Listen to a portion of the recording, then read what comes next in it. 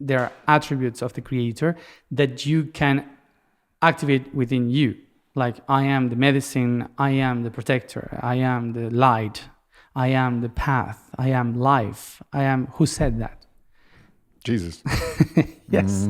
He was trying to embody every one of the names of God. He was not saying that he was the only one. He was saying that that's the only way you can embody God. Yeah. When you realize, I am light, Uriel, I am the power, Gabriel, and so on.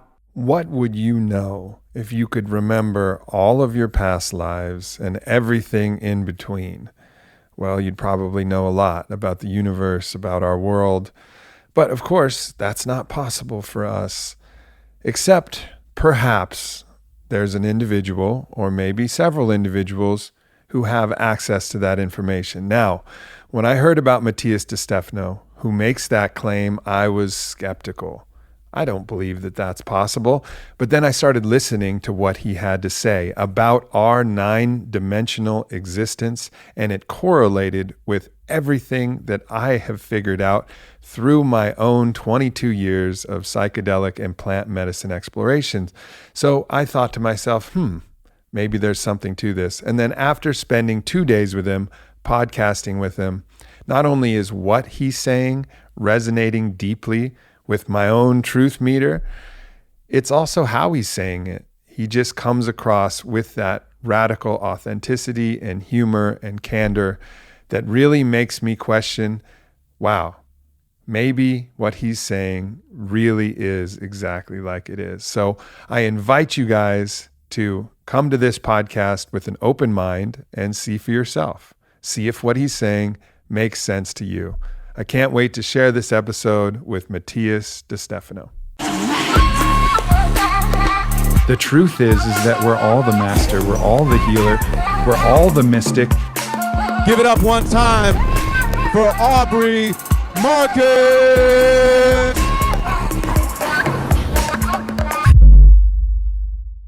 Matías, I've been looking forward to this conversation for a long time. I'm glad you're here. Thanks for coming. Thank you for inviting me. Yeah. So I always default to things a little bit skeptical. You know, I'm open-minded, but I'm always skeptical because I've seen a lot of people who pretend they have access to a lot of information. They claim to be a certain thing, and I listen to what they say, and it doesn't sound quite right. But every once in a while, there's someone who what they say just resonates, and I feel it as truth in my body, like if someone was playing a guitar that was in tune and it just sounds right. And when you described the 9-dimensional cosmology, it mirrored everything that I felt in my bones from 22 years of psychedelic journeys, especially the last 12 years of ayahuasca experiences. What you were saying made sense, and I had corollaries to visions that I'd had and experiences and a felt sense of things. And I was like, all right, maybe this guy Matías is telling the truth. Maybe he really does remember his past lives. So tell us about that. When did you first realize that you could remember existences beyond this current one as Matías De Stefano? Well, I'm glad that you could feel it, Yeah. that you could resound. Well, what you say about the dimensions, there are many ways of explaining things. So sometimes, depending on the people, you explain on one way or another. I used to say that I don't have the truth. I have seen one slice of it, and I share it. And no one really has the complete truth. It's impossible. This is a puzzle.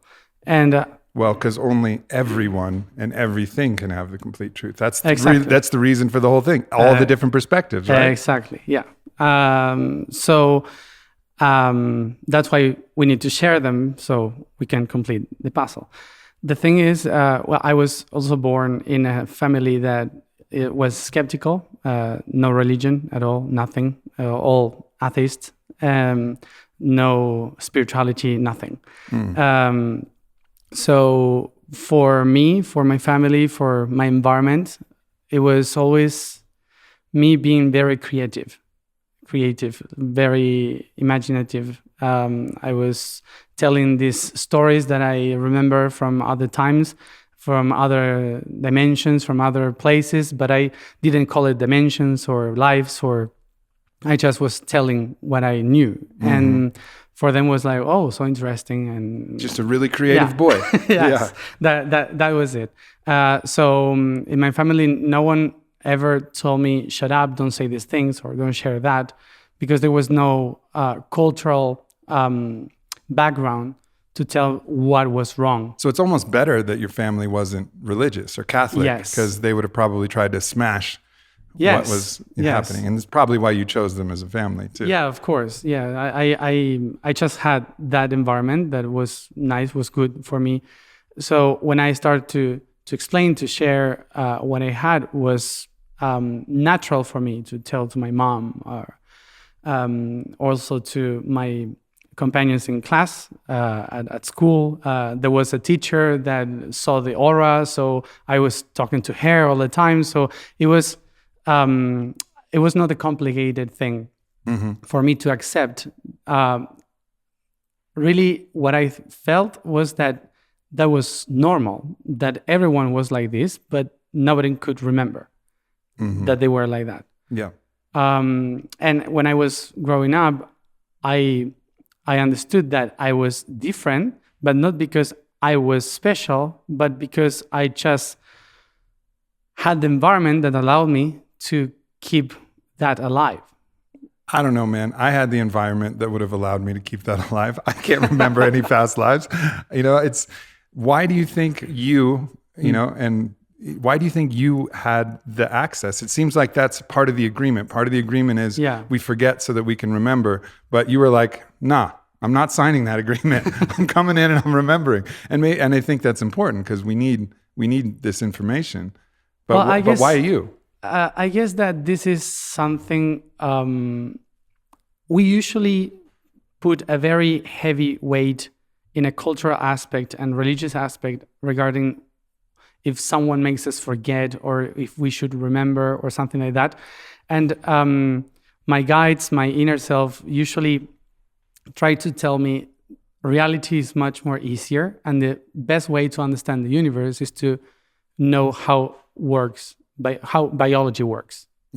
So if you go to your body, you will understand what is happening in the entire cosmos. It's almost the same. So, like what Rumi said, we are not a drop in the ocean, we are the ocean in a drop. Yeah. So if you want to know the ocean, look at your drop. Exactly. Yeah. So when you look in yourself, you will see that you are made by many cells, thousands of cells, and each one is specified in different cells, trillions, and each one of them is specified in specific actions. So there is one in the liver that is acting to process some food. There is the neuron to share information, and so on. So there are specific neurons dedicated to memory, and there are specific neurons dedicated to the heartbeat. And also cells. So cells, neurons, everything inside the body is specified in different stuff. What would happen if every cell, once they say, we want to be like the heart, so you die. You don't exist anymore. So we need to be different. Some of us need to remember, is in our nature. And for others, their nature is not to remember, so they can work in what they are doing in their organs. So what you're saying is you're looking at all of life as one organism, and the specialization of the cells, just like we have in our body.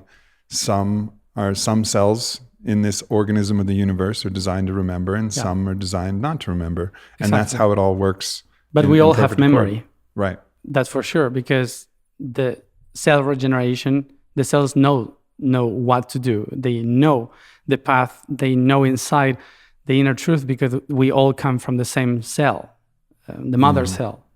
So all the cells has the entire information, but they know how to activate a specific information. Otherwise, the organ will die. So there is a lot of people that need to hold that organ in order for the rest to work. That's why not all of us can remember. Just some But the thing is that there are many that remember. There are thousands. It's not me.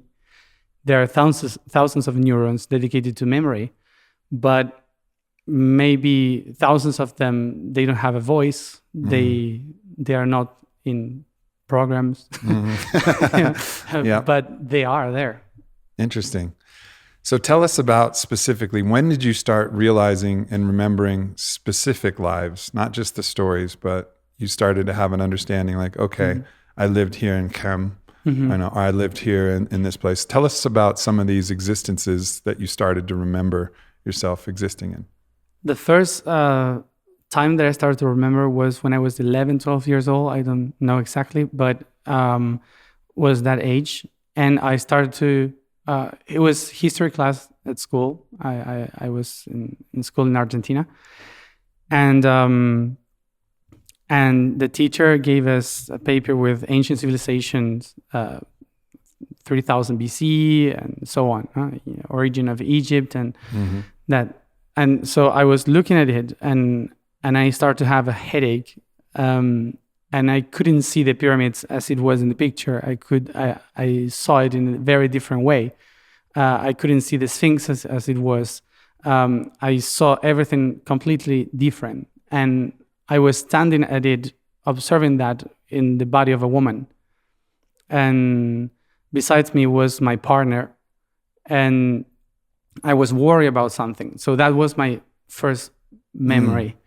And almost like a flashback experience, right? Yes. Yeah. It's like when you realize that you had a trauma and suddenly you said, oh, this is why I cannot do this or that. You know, it was like that flashback and very heavy headache.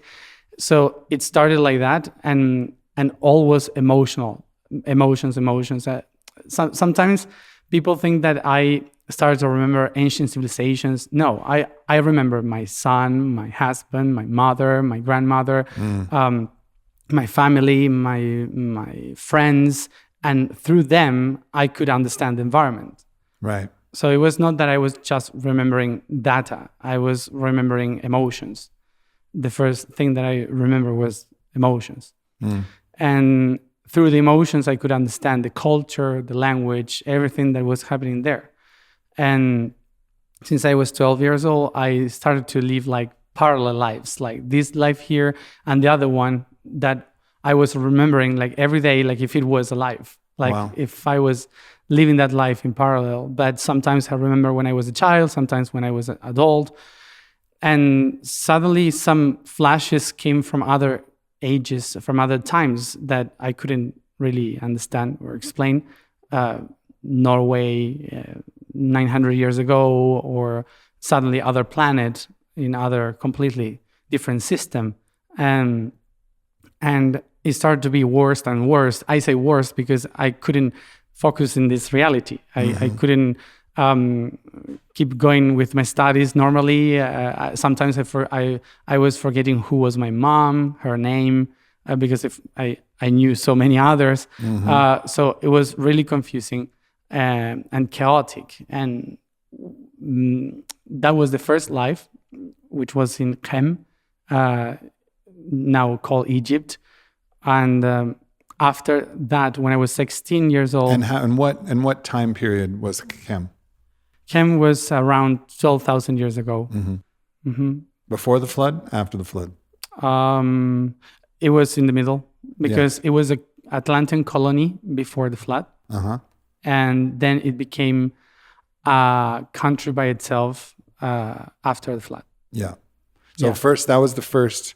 And a lot of the information that you have was from that civilization, because that's the civilization that actually you went to history class in that civilization, like you did in this civilization, to learn about Atlantis, right? Yeah, everything in the universe is so aligned. So it was prepared for me to see that image in that moment specifically, because when I was 12 years old, in that time, in that life, my dad died. And I was in charge of his work, basically with 12 years old. So that's why I was so worried, because I was only 12 and I was in charge of a village completely. And all that situation there was like pushing me to understand the whole civilization, the whole thing. And the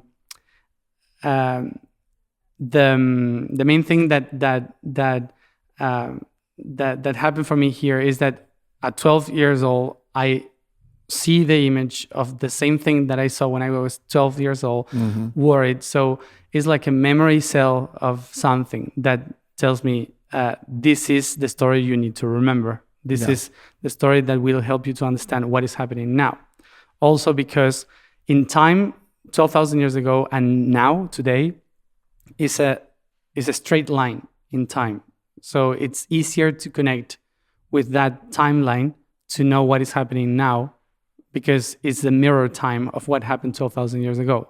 So also because of that, I had to remember that moment, or I was able to remember that. Yeah. When we're about to dive into the 9 dimensions, when you as your understanding of the 9 dimensions is that largely from this life that you had in Chem and the teachings and the understandings you had there, or is it pulled from many of your other different lives?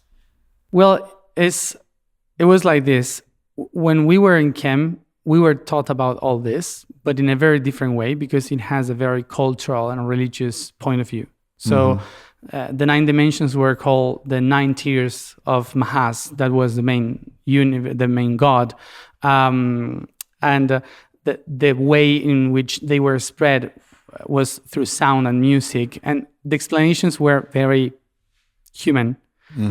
But when I started to remember all this, for me was like, I had no idea what is happening. I had no idea what is all this information about. And when I was 16 years old in this life, I was so lost, so scared, that suddenly I start to feel my higher self coming inside the room, and everything started to change. And he said his name, his vibration, and touched my third eye. And in that moment, I could feel the dimensions, like everything, and expanding everywhere. It's like having ayahuasca, taking ayahuasca, but without ayahuasca. Just with the higher self. And it was a trip. It was immense. And in that moment, beyond time, beyond lives, beyond experiences in my past lives, you just had the truth. I could connect that, and it was the network. It was like connecting the dots. So I could. Yeah. So it wasn't necessarily from a memory of a particular existence. It was your higher self downloading basically this information to you, giving you access to it.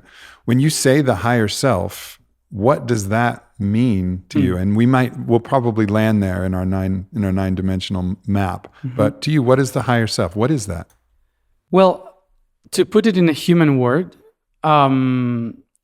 religious people say God, and science people say the sun. So let's call the God sun. So both of them is the same thing, but both of them is only one thing that shines. So this shiny thing has many rays of light that goes everywhere. So every ray of light is what we call a higher self, which is a high expression of the divine, but in different perspectives. Different articulation. Yeah. So it's like the rays of the sun. Then the rays of the sun, they are made up with information, which are the photons, the particles of light. So that's what we could call the souls. The souls are the ones that brings information from one place to another, going through everything. So photons. And then when it finds crystals, like water, like some carbon or something like this, the ray of light divides itself in different harmonies, in different frequencies. So you can see the rainbow. So the rainbow is like different lives, like different aspects of the self. For example, me, Matías, is one of them, one of those colors. One frequency, one color. Yeah. Exactly. So I am one of those colors, but I have 6 more around. Mm-hmm. Let's say more. Let's say 11 more than me, because it's 12 colors actually. So there are 11 people that are part of my higher self, which is one ray of light from the sun, which is God. So if you multiply that for every ray of the sun, you have millions, trillions of higher selves that express themselves in different personalities or frequencies that we call me or you. Yeah. So what we are is basically a distortion projected from the light. Distorted projection from the light. And that's the higher self. You say, I mean, we have some connotations around distorted. It doesn't mean bad. Distorted doesn't mean wrong. It means just a rainbow is beautiful. Yeah, a way in which some obstruction, the light hits it, and then it, like a prism almost. Exactly. You know, that actually creates we usually call darkness to the things that distort, because darkness is like the structure that allows the light to be different. So the light goes straight, and some heavy structure divides it in different parts that creates what we see. Yeah. So the distortion is usually seen like something bad, like darkness, but actually is part of the light, is a part of the system that allows the pure light to understand itself in different levels. Yeah. So to get this clear so far, you are a particular frequency or a particular spectrum that has been projected after it's been, splashed into some density, which creates this distortion, this projection. Yeah. But you're also the photon, which is the messenger that actually comes and splashes into the prism to create that. And then you're also the ray of light that's coming from the source, or God, or the sun. And so this is how we're ourselves, and then also higher self, and then also God as well, because we're all connected to the same sun. We're all like Atman is Brahman, they say, and in certain, like, we are the Godhead, and also a physical body. I'm Aubrey, you're Matías. We're both of those things at the same time, which I think creates a lot of paradoxes for people, because they try to pretend that, okay, this is the truth and this is not the truth. Well, it's all the truth. It just depends on which dimensional reality you're looking at. Yeah, it's true. Like, this is me right here. If I clap my hands, it makes a sound. Like, I get it. And also, I'm my higher self. And also my higher self is also a part of probably what you would call maybe an oversoul or archangels, or part of bigger constructs. And then that's part of also the divine. So this is a great segue to now explain where all of these things, like through the 9-dimensional map, because that was really helpful for me. But I think it's nice that we started, personal with that. So where would you like to start? Would you like to start with the 9th and go back down, or would you want to start with the 1st and go up? Well, it's easier to start, I guess, from the one we know, which is the 3rd, and then we can spread. Okay. Sure. The first thing as a concept that we have to understand about dimension is that dimension means 2 measurements, 2 measures. That's the word dimensions. D from Latin, 2. And mention, which is measure in Latin. So this means 2 ways of measure one thing. That's a dimension, meaning that only one thing split in 2. So now you have 2 points of view of the same thing. So a dimension basically is different perspectives, or at least 2 different perspectives of only one thing, meaning that every dimension is not separate from the other, but is a different measurement of only one thing. So we usually say this is the third dimension, and there is a fourth dimension, and there is a fifth dimension. So we have to leave the third dimension in order to leave the fourth or the fifth. But it's not like that. It doesn't work like that. A dimension is basically like staring at the world. You have the planet and the states here where we are watching it towards one dimension. And then we have Argentina in the south watching another dimension, or in the other side of the planet in Australia, another. So we have different points of view of only one thing. We are staring at different skies. Some of the stars that we see in the south are not the same stars that you see in the north. And this doesn't mean that if someone from the north goes to the south and says, hey, Polaris is the star that shows the north, and we in the south would say, where is it? We don't see it. It doesn't exist. Right. Okay. So a different dimension is basically two points of view that never see each other, but they are part of the same thing. Right. So believe or not, if there is another dimension, for me is weird because it's actually, we all have different points of view. And we can see it like that, like in the skies. So the third dimension is not a different thing from the other dimensions. The third dimension is basically a dimension where everything has 3 points of view.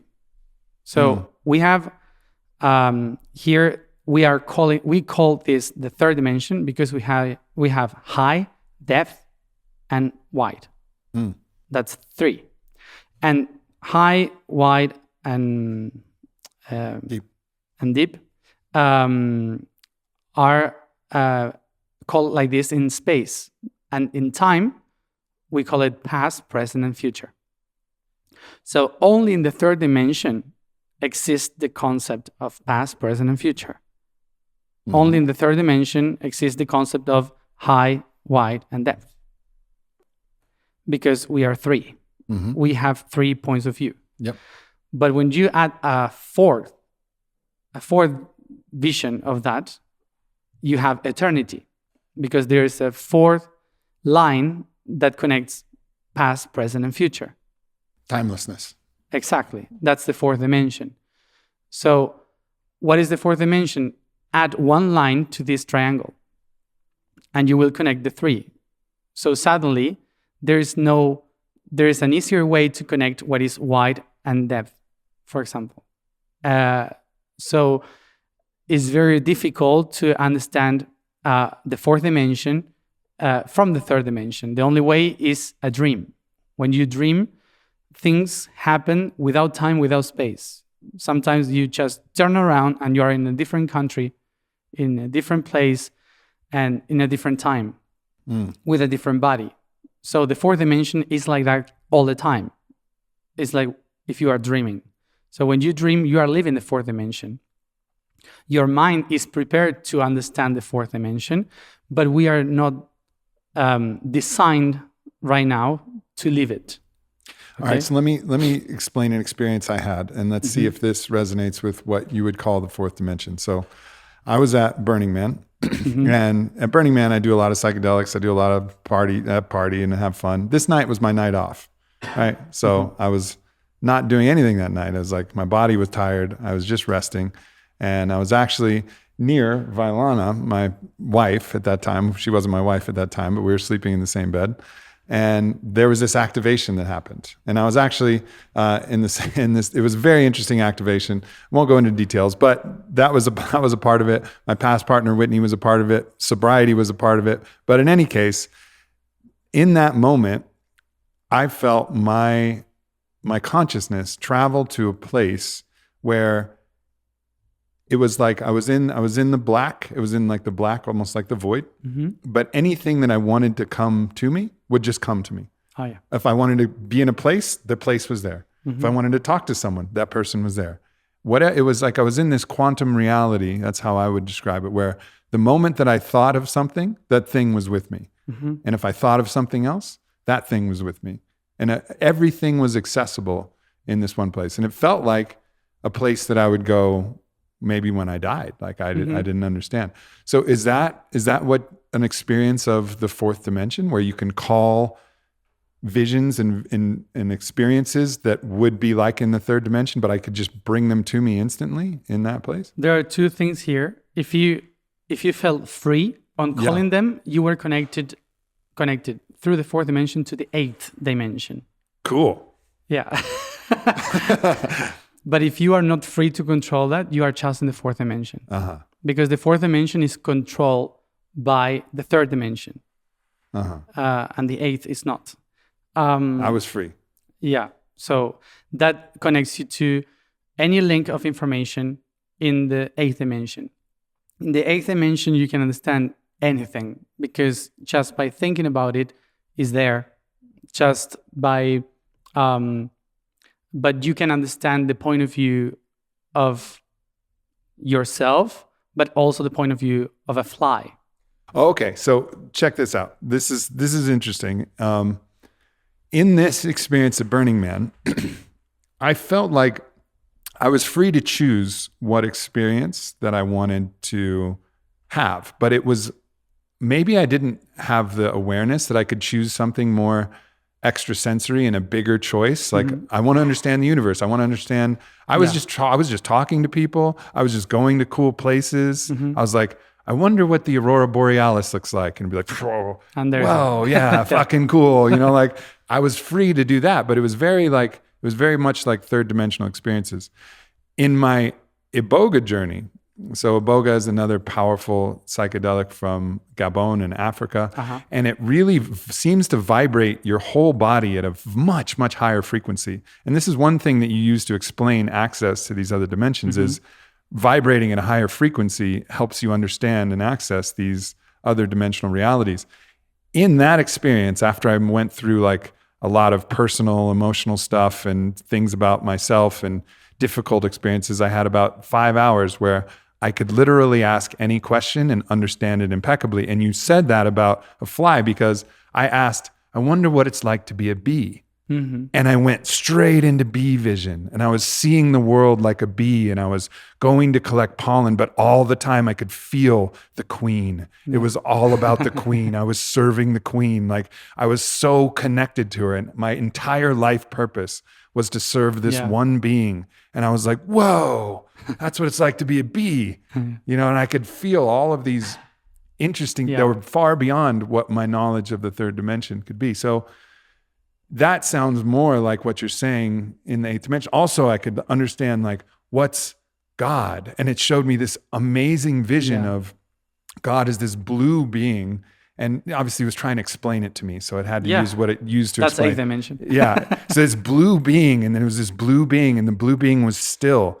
And then the blue being decided to move, and it decided to like move. And the blue being started running in an elliptical shape. And then all of a sudden it split into all of these other blue beings, and all of the other blue beings were going. And then everything was whirring around, and all of them were making a sound. And collectively it made this deafening like all sound of all of these different fractal gods. And I was like, whoa, fuck. You know, this is, that was like, it was this amazing explanation of like what, to my answer of what is God. You know, and so that to me sounds like maybe either I had the awareness and the time and the patience to access real eighth dimensional knowledge, or maybe I was accessing it in just a cleaner way or something, depending on the experience that I had. Yeah, it's dependent on the experience and the culture through where you are heading to, that you will access to the same data. The same feeling, because what you felt about these blue beings running around is protons and neutrons. So it's the same. But it's not that magic when you explain protons. Right. If they would have showed me protons, I would have been like, come on. Okay. I want a blue guy that looks like Zeus. Exactly. That looks like God to me. So these different points of view are all in the eighth dimension, which tells you everything is true. Every point of view that you could have is true. So it's the free way to understand the fourth dimension. Usually people wants to go, I don't know why, everyone wants to go to the fifth one. Yeah. It's good marketing for the Yeah, fifth it's a one. good marketing It's like for the Austin, fifth dimension. You know? It's pretty cool, but it's got great marketing. So the thing is that everyone wants to go there somehow, I don't know, but the fifth dimension is the expansion of light or awareness of the third and the fourth. So you cannot be in the fifth dimension if you don't enjoy the other two. Right. So it's impossible because it's the full awareness of the other two. A lot of people try to escape the third because they don't enjoy it and go to the fifth. But what you're saying is that doesn't work. You cannot be in the fifth dimension if you don't enjoy the third. Sorry. I'm so sorry to say that. But that's how it works because the fifth dimension is the awareness of every vibration and light of your molecules in this body. So if you don't feel your body completely aware, you will not feel the awareness of the fifth dimension. That's why enlightenment is not going to the sky, is to shine. That's ascension is another thing, is another completely thing. So to go to the fifth dimension, you have to shine from the third and to understand every possibility that you have in the fourth. So, which is the time and all the things that you are in the third dimension. For example, third dimension is this, as I said, wide, depth, and height, past, present, and future. So when you are in the fourth dimension, for the fourth dimension, you are not anymore your body here and now. You are the first cell. You are a reptile from millions of years ago. You were a fish. You were a dinosaur. You were. I was a triceratops for sure. Okay, good. I love triceratops. Yeah, my me favorite. too. They're my favorite too. Yeah. See, so I knew they were. I knew maybe they we were were maybe we were in the same family. Yeah, for sure. In the same herd. Yeah. Of triceratops. In the same herd. Yeah. So the thing is that you were many things, and your water was in many trees. Yeah. Through thousands of years, were in rivers, in the ocean, and then they end up being your blood, every drop of water. So you were so many things that in the fourth dimension, you can access to the data that your cells had about all that. All your evolution through millions of years is encoded there in this body. So in the fourth dimension, you can feel it. You can be that because there's no past, present, and future that you have to follow. You can go through all of them at the same time. There's no need to go up or down or make any effort in the fourth dimension because going down, going up is the same because there's no high, depth, and wide. Yeah, there's no time. And no space. So what happened in the fifth dimension is when you locate yourself in the core of all that, see around and say, oh, this is all me. So I can feel, be, and become aware of all that. That's why the fifth dimension is called the dimension of the masters. But it's not because people that study a lot and they accomplish to escape the third dimension and all the matrix and all these kind of things, and they are free in the fifth dimension, guiding humanity to become whatever. No, they just realized that they were everything. So they accomplished to be in the fifth dimension because they simply are, and acknowledge that they are, that we are that cell, the drop of water, the leaf of the tree, that we are. So I had an experience with the only time I've ever experienced someone who felt to me like a living ascended master, you could call him, or an enlightened being. And that was with Don Miguel Ruiz. I don't know if you're familiar with him. He's written some books like The Four Agreements, Mastery of Love. Yes. Yeah. I went to go to a workshop with him in Mexico. And when I went to see him, the moment I saw him is one of the moments that changed my life forever, because he looked at me and he looked at me like he'd known me and loved me his whole life. We'd never met, never even talked. He'd known me, he'd loved me his whole life. And he hugged me like it was a reunion with his long lost brother or son or who's somebody, you know? And it was this warmth and expression of life. And every moment that I saw him throughout that whole week, Yeah, he talked about a lot of interesting things, but I don't really remember all the interesting things. I remember the hug that he gave me. I remember when every night he would sip a little glass of his red wine and he would look out at the sunset, and the way that he would look at the world was like he was looking at it for the first time. And there was this inner radiance that was just like pure bliss, in this pure bliss. And I guess that's what you're kind of saying, which is this acceptance of all of life. And he'd gone through, some different, like I think a serious heart condition and a bunch of, you've been in hospital. He's not had always an easy existence, He's gone through his difficult things and beautiful things and his sons and his divorces and marriages and lived this life. But the way he was living was in such rapture of existence, and it was like unshakable rapture of existence. And a lot of people who talk about Ram Dass say the same thing. He says amazing things, of course, but it's the presence of that. And so that, I guess, is that sounds to me kind of like what you're describing about fifth dimensional consciousness, is just absolutely being in love with life, with That's this being life. the fifth dimension. I describe being in the fifth dimension like being an electron inside a cable. It seems weird, but it's the most incredible feeling. Because you don't care about what is the information that is going through you. You feel the wave.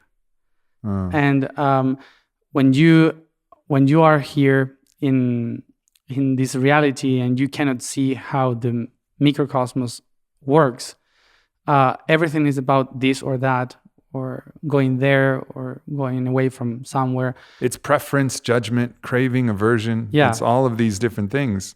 But it's normal for this dimension, because in this dimension we are meant to do that, to experience, because here we polarize things in order to create things.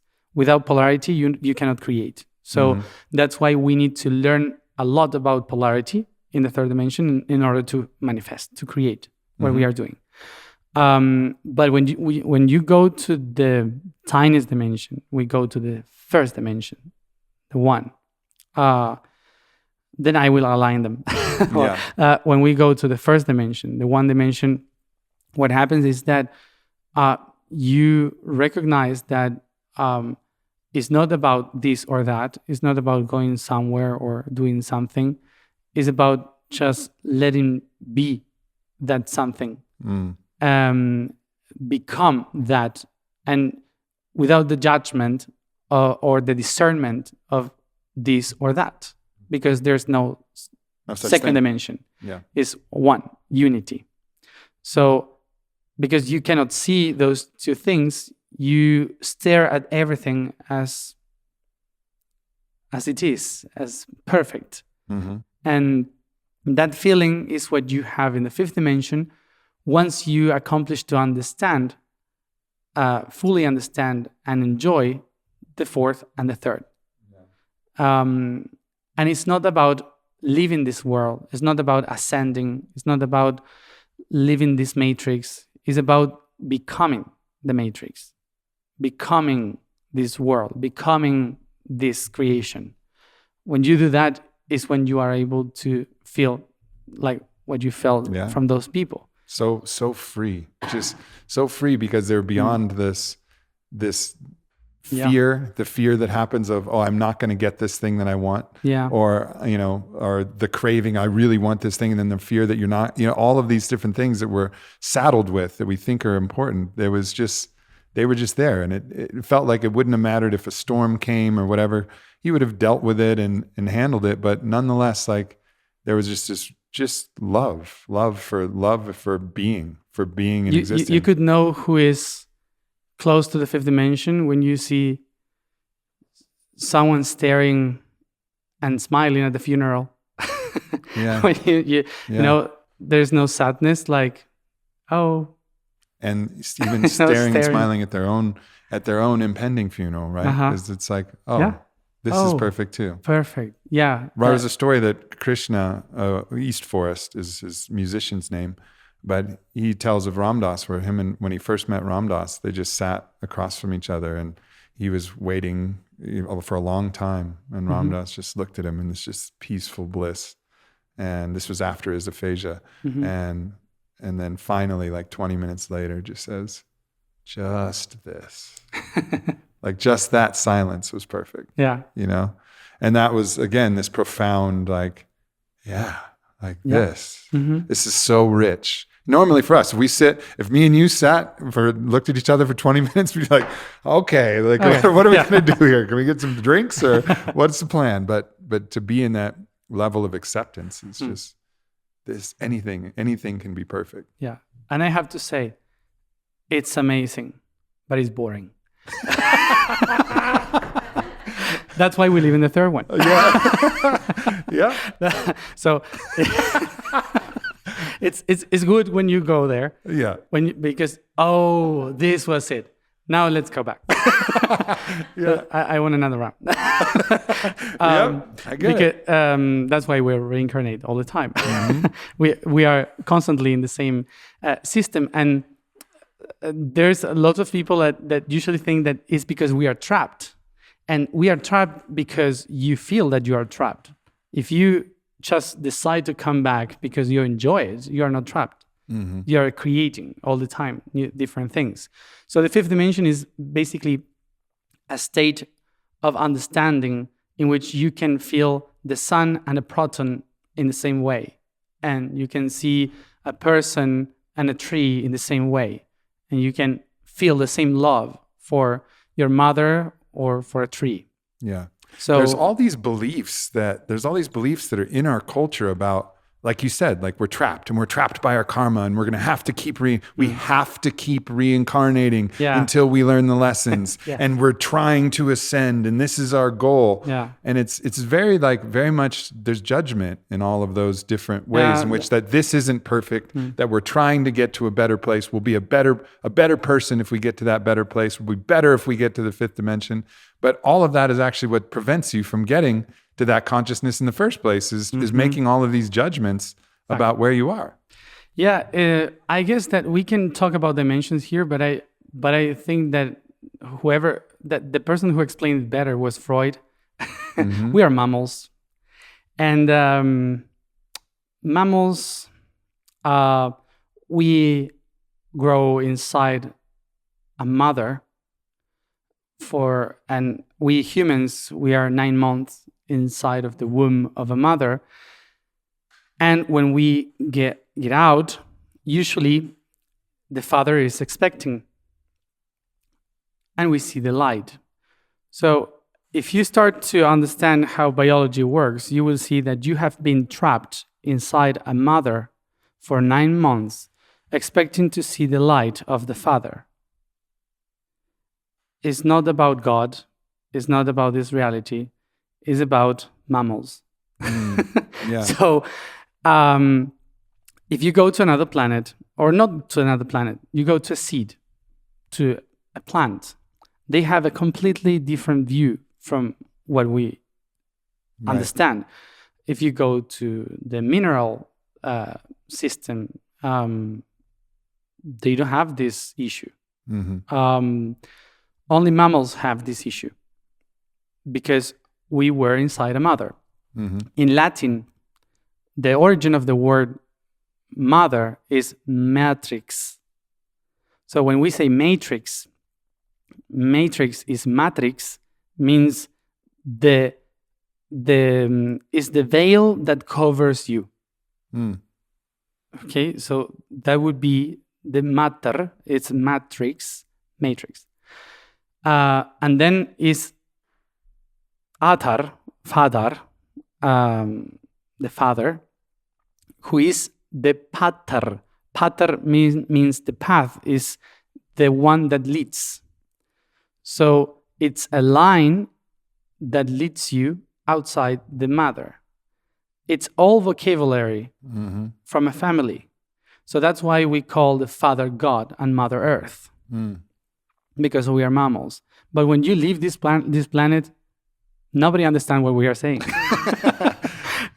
So the concept of the interdimensional concept of there is a mother, there is a father,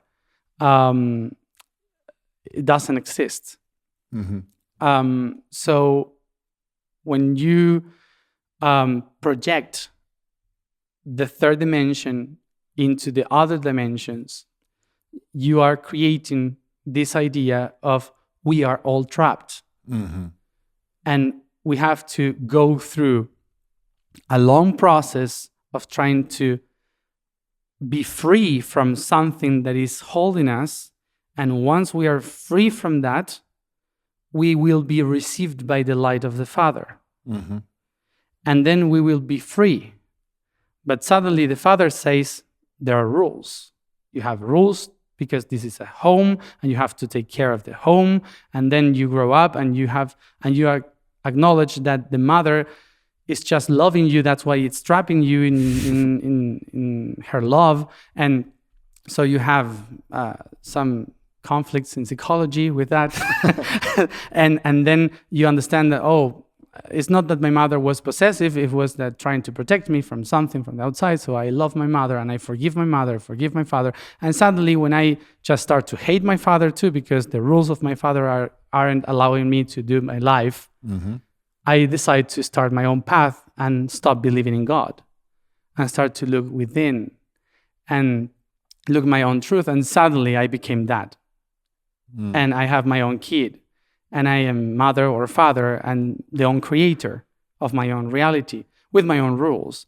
And it repeats and again and again.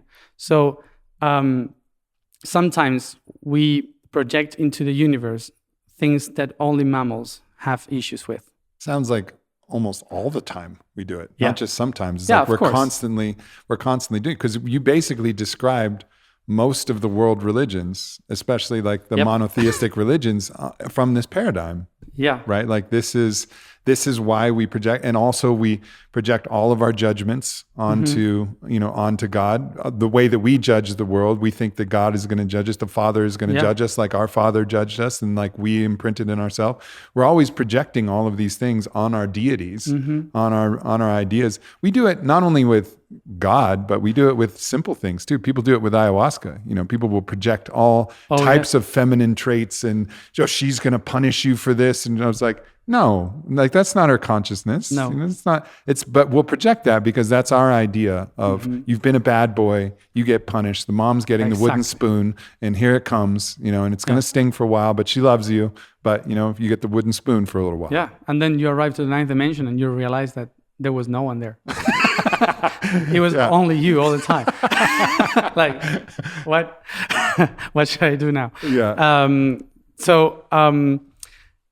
That's why there are many ways to explain these dimensions, these realities. We can see it from the way of a human, of a mammal, or we can try to take away all the ideas of emotions that we project from religions, from culture, from our family, from our biological point of view, and start to see it in a very neutral way, in which there is no God, there is nothing, and all that is there is creation, and that the perfection of all this is simply that it is.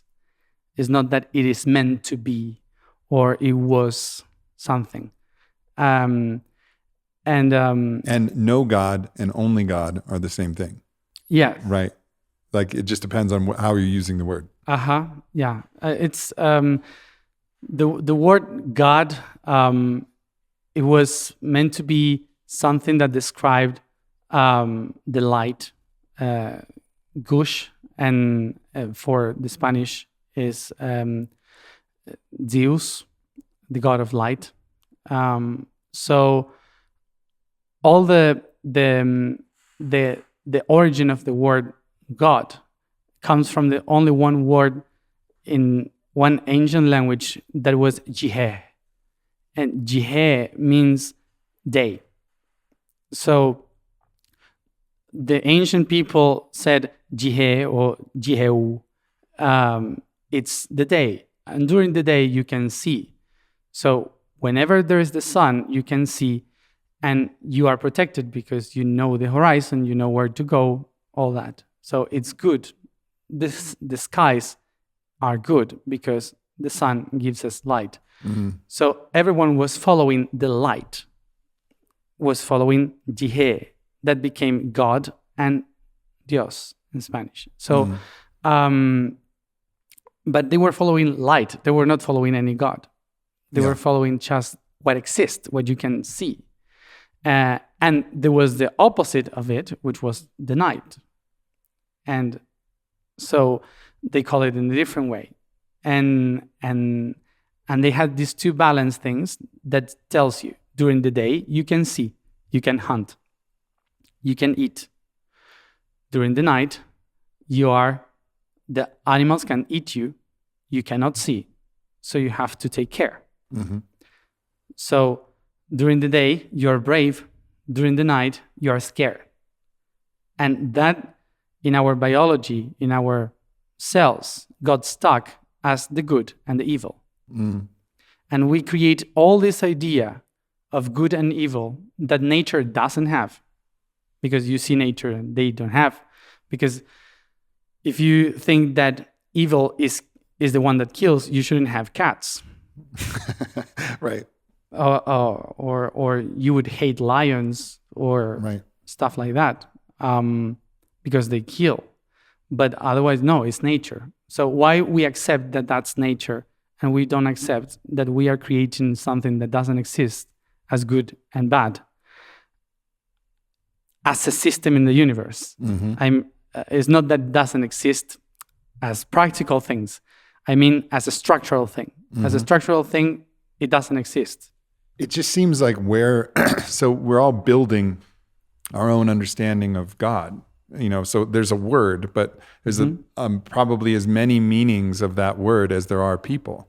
Of course. So we create this idea, and so we could talk about God and just totally not be communicating with somebody else at all because we have a completely different definition and somebody else has a completely different definition.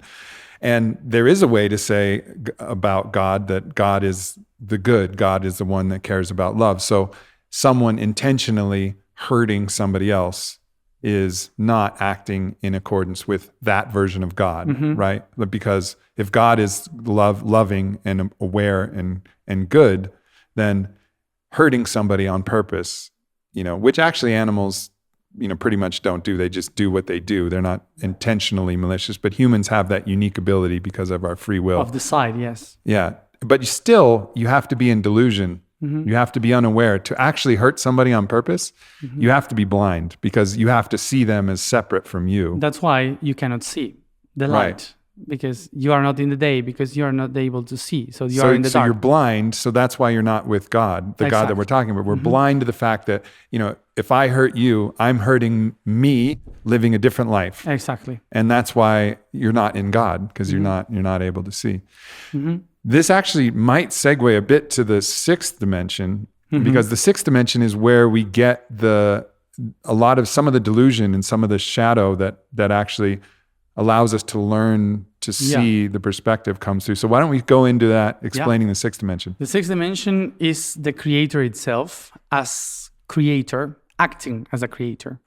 The sixth dimension is the one that takes all the ideas, all the feelings, everything, and starts to manifest a different thing from it. It's like manufacture. When you take the main material from, a rock, the sixth dimension would be the guy sculpting the rock to make a shape, sculpture. Okay, so the process of the sixth dimension is not really like lightning for us because it breaks the shapes of the original shape.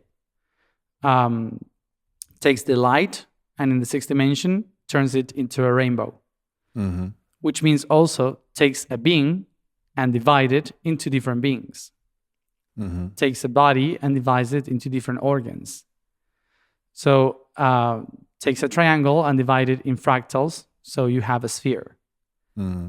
So the sixth dimension is the one transforming the main things into completely different stuff, which means that is the creator and also the one that distort the main thing. So that's why the sixth dimension is where, if we could use very human religious words, is the dimension where the archangels exist, and they are working in the light and in the darkness at the same time. So they can see, and also they can transform the shapes that they see into something completely different, like in a distorted image. We are a distorted image of an archangel. We are a distorted image of a cell.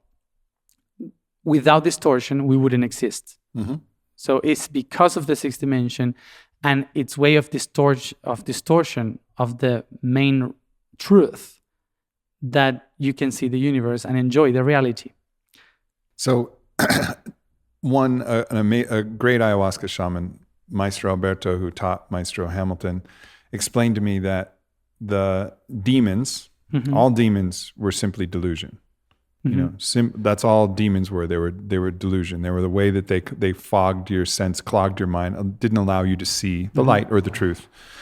So in this sixth dimension, there's the archangels working in the light, and maybe is it the same archangels that are that you would call the demons that are working to distort? No, and the cloud demons the are mind? in the fourth dimension. The demons are in the fourth dimension. The demons are equally lost like we are. So the demons don't know. The demons don't know what they're doing. So they're doing their job No, without they're like knowing dogs taking care of a house. Yeah. Sorry for the demons. But in the sixth dimension, it's all the archangels. They all know. Yeah. They all know exactly what they're doing. But the fourth dimension are beings that don't know what they're doing. They're lost, Yeah. and they're contributing to us being lost because they're lost, and they think that they're doing the right thing, but Of they course. don't know. Yeah, if we describe this as a house, as I said, the archangel would be like the lord of the house, the one, the one that is the owner of the house and decides how to build the house, is the architect. So he says, I want this here, I will put this here and that. Then has the housekeeping. Housekeeping is from the fifth dimension. Is the lady or the man that knows where everything is, that knows how to take care and clean everything. So, and is the one that advises, we would need to change this to this so it worked better. So that would be the fifth dimension. Then you have the fourth dimension, which is the dogs that takes care, the cats that eat the mice. So Or rip up a couch. yeah, Whatever. So dogs and cats in a house, they act by feeling, and sometimes they do bad things, but not because they want to do bad things, but because they think that what they are doing is okay. Yeah, like one of our cats, Cyrano, he took a shit in the washing machine, and when I was taking out the clothes and I put him over my head, one giant shit fell right on my head. He didn't know he was doing that. But For him, it was normal. Yeah. Here you do the cleaning, so it's normal. So that's how demons act. Like, oh, look, that's a shitty people. So let's put some shit there. So they're acting. They're acting with resonance with. Exactly. They're finding resonance with, and that's, I think, an important thing that people get very afraid in the spiritual work. They get very afraid of the demons, very afraid of these dark energies. Yeah. But the dark energies they're not gonna, and I, really talked to my sister Blue, who's a medicine woman, about this. They're not gonna bother you if you don't have resonance with their energy. It's like they're not gonna possess you like in a movie. Like you're all of a sudden you're this really, pure, good person, pure being, and all of a sudden a demon, possesses you. Look, the universe is all about frequencies. So imagine that every reality and every being is like a radio station. So you can tune yourself in the frequency that you want to hear. If you don't like some messages of someone that is constantly talking about bad things, so you just change the radio and that's it. So, but in order to do that, you have to tune yourself into a new frequency. So you can hear new messages. But if you are always listening to the same radio station and you complain about what you hear, so demons are going to control your life because you are allowing them to control your life. Mm-hmm. Demons are not bad people. They are just doing what they are supposed to do, which is distort. Entities. Yeah. They are distorting everything. And their job is to distort light so we can have things. Yeah. Delusion. Exactly. If you are in the path of putting the things together, demons will be against you, but not against you because you're in the opposite side, but because you have something that they are supposed to divide. Mm-hmm. You know, it's like telling the DNA inside of your cells, I'm going to the unity, don't divide. It's impossible because they are meant to divide. So the demons are doing that. They create division because they were made to do so. Mm-hmm. They were meant to do that mission. So when someone starts to unify things, for the demons, it's like, hey, what are you doing? You are ruining my job. You know. And the other one say, no, but we have to go all together again. Why? You know, they won't agree because they don't understand. So and that tension is part of creation, right? It's just part of everything. Yeah, of course. There's no the Earth wouldn't spin if there's no polarity. Yeah. So this polarity of division and unity must exist in order to create life. There's no life without division. So the job that they have is to divide. As for the people that works in the consciousness, is to unify. Yeah. And but when it happened to me when I understood that, when I remembered that, I just start to thank every demon for what they were doing, and suddenly they stop fighting because they say, "Oh, so I'm doing fine," because I say, "I will keep doing this here." Unifying these things, but thank you for all your job of dividing it because now I know what I have to unite. I have had so many experiences of this, and fortunately I've had good teachers who help point me in this way. Again, Maestro Alberto, Maestro Hamilton said, like, you don't fight the demons, like you love the demons and thank them. And because otherwise you'll fight them perpetually. Like you'll never win that fight. That's what they're built for. Yeah. You know, they got all the time. They're in the timeless dimension. They got all the time in the world. Yeah. Eternity. They can bother you for eternity. So, but and in the experiences, I had a deep, heavy ayahuasca encounter with a huge demon. It looked like a world crusher. It was breaking worlds apart, which very much sounds like what they do. They divide. It was pulling things apart.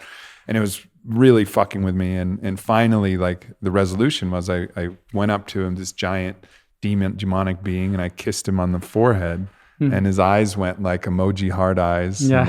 And that was like the resolution. And in dreams, I've had the same thing. I had a dream where I went into this house. I was like Van Helsing with all these witch hunters, and we were slaying these demons. And there was the main demon that I was supposed to slay.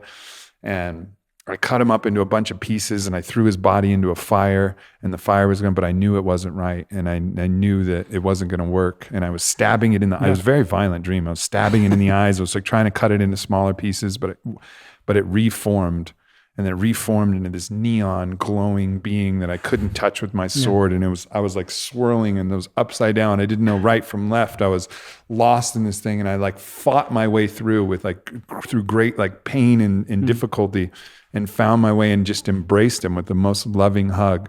And then it just burst. Yeah. And it burst. And there was this like loving, this like being. It was just like, whoa.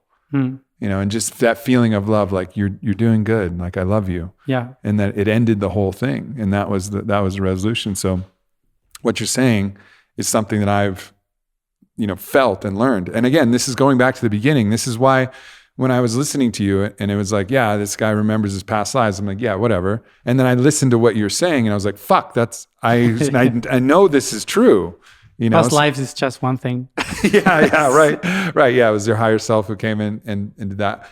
But ultimately, like, that's, you know, just to go back to that, what I was saying at the beginning, this is why you're here now, is because so many of these things that you're saying, like I've had that experience. The same thing that you're saying. Like I've been there and I've done that. And I know that's the only way. Cool. Yeah. Yeah. All right. So we're in the sixth dimension, the architects of reality, Yeah. the archangels. When we talk about the archangels, we talk about Michael and Raphael. Are we close? Are we close to like identifying them? Are some of the things that are in our culture like kind of right? Kind. Yeah. Well, the thing is that we put a lot of Christianism Yeah. upon them, and this is a very old story from the Heifer people. That was not even for Catholics, and they took it from from the Jew people. They were archangel means the powerful messenger. Mhm. That's what it means. So it's a message of power. That's archangel. So what they are, what they are really are different attributes of God, of the unity. So you have, for example, the light of God. It's an attribute. You can say light of God. But in the ancient Hebrew, you would say Ur, light, El, of God. Uriel. Uriel. So the protector of God, Michael. So the names Michael. So the names of the archangels, like the medicine of God, Raphael, are aspects. They are not people. They are not people with wings. Right. They are attributes or aspects that emerge from the unity. And so the medicine of God, the light of God, the power of God, the protector of God, and so on, are all these different concepts that show so many attributes of the unity. So these beings are actually creating with their power the frequencies, the messengers, the frequencies that creates everything. So their sound, their vibration are molding the entire creation. But it's not that there are people with wings that we call archangels. They are attributes of the Creator that you can activate within you. Like, I am the medicine, I am the protector, I am the light, I am the path, I am life, I am... Who said that? Jesus. Yes. He was trying to embody every one of the names of God. He was not saying that he was the only one. He was saying that that's the only way you can embody God. Yeah. When you realize, I am light, Uriel, I am the power, Gabriel, and so on. The archangels are not beings from outside. We are within them. Could they be looked at as both, though, in a certain way? Like they're within us, and also sometimes it feels like we can encounter them as separate. But yeah, is that, of course. So are they both? They're both within us and outside of us. Fourth too. dimension. Yeah, both at the same time. Yeah, exactly. So all of this idea, and I think this is this constant question, like, are the beings that you see in ayahuasca, are they from you or are they from somewhere else? And like I've always said, yeah, both. Both. Like it doesn't like it's there's no it's the this wrong or question. that. In the universe, it's difficult to say this or that. Right. In the universe, is both. But for me, right now, it's more this than that. Yeah. So that would be the answer because it's impossible. Yeah. When you have the entire creation, you can see that there is no this or that, and you can see that the seventh dimension that we didn't mention is the enlightenment. But in the enlightenment, there are beings of darkness too. Samael, for example. Samael is one of the attributes of God that from the seventh dimension loaded and loaded all the information of the enlightenment to the sixth dimension, and was the first attribute of the universe creating by itself in a separate way. That's what we call Satan. It was Samael. And this being was one of the attributes of the divine that was called the most beautiful light, or the one that carries the light with him. Lucifer. Lucus Ferus, who takes the light. What happened? That this being was the first architect, the first one that said, I can design something different from what we have done till now. And he created the sixth dimension that projected in the third dimension. So was the one that enables the life, basically. So what happened? Every being from the seventh dimension that said, we have to create, follow the path of darkness to create. But those who arrived to the creation and said, oh, but we were the creators, follow the path of enlightenment to the seventh dimension again. And that idea is like a torus, is the shape of a torus. But that idea creates the concept that both paths were against each other. And actually, one was opening the path for the others. And for the others not to get lost, they create the path again, going back to the center. So, talking about dimensions, even these beings that in religion they were the bad ones, it's just one side of the story. So explain the role of the beings of the seventh dimension, and then the roles particularly of the being that's called Satan. I don't think I fully understand it. Because he said basically, and we say he, but it's obviously not a person. It's it. Yeah. It says basically, I know that I can create something, but I need to use the darkness to do it, and I need to somehow separate myself from the everything in order to do this. What was going on? How the solar system was created. It was not because a fairy came and they like this with magic.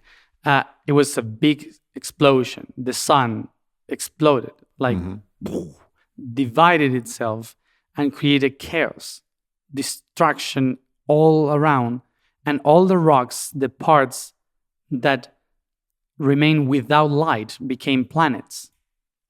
So they cannot shine anymore. They are not light, but they were part of the light. Earth was part of the sun.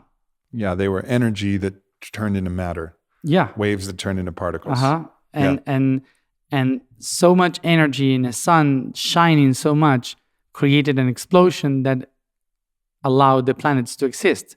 So it is because of that destruction and division that life on Earth exists.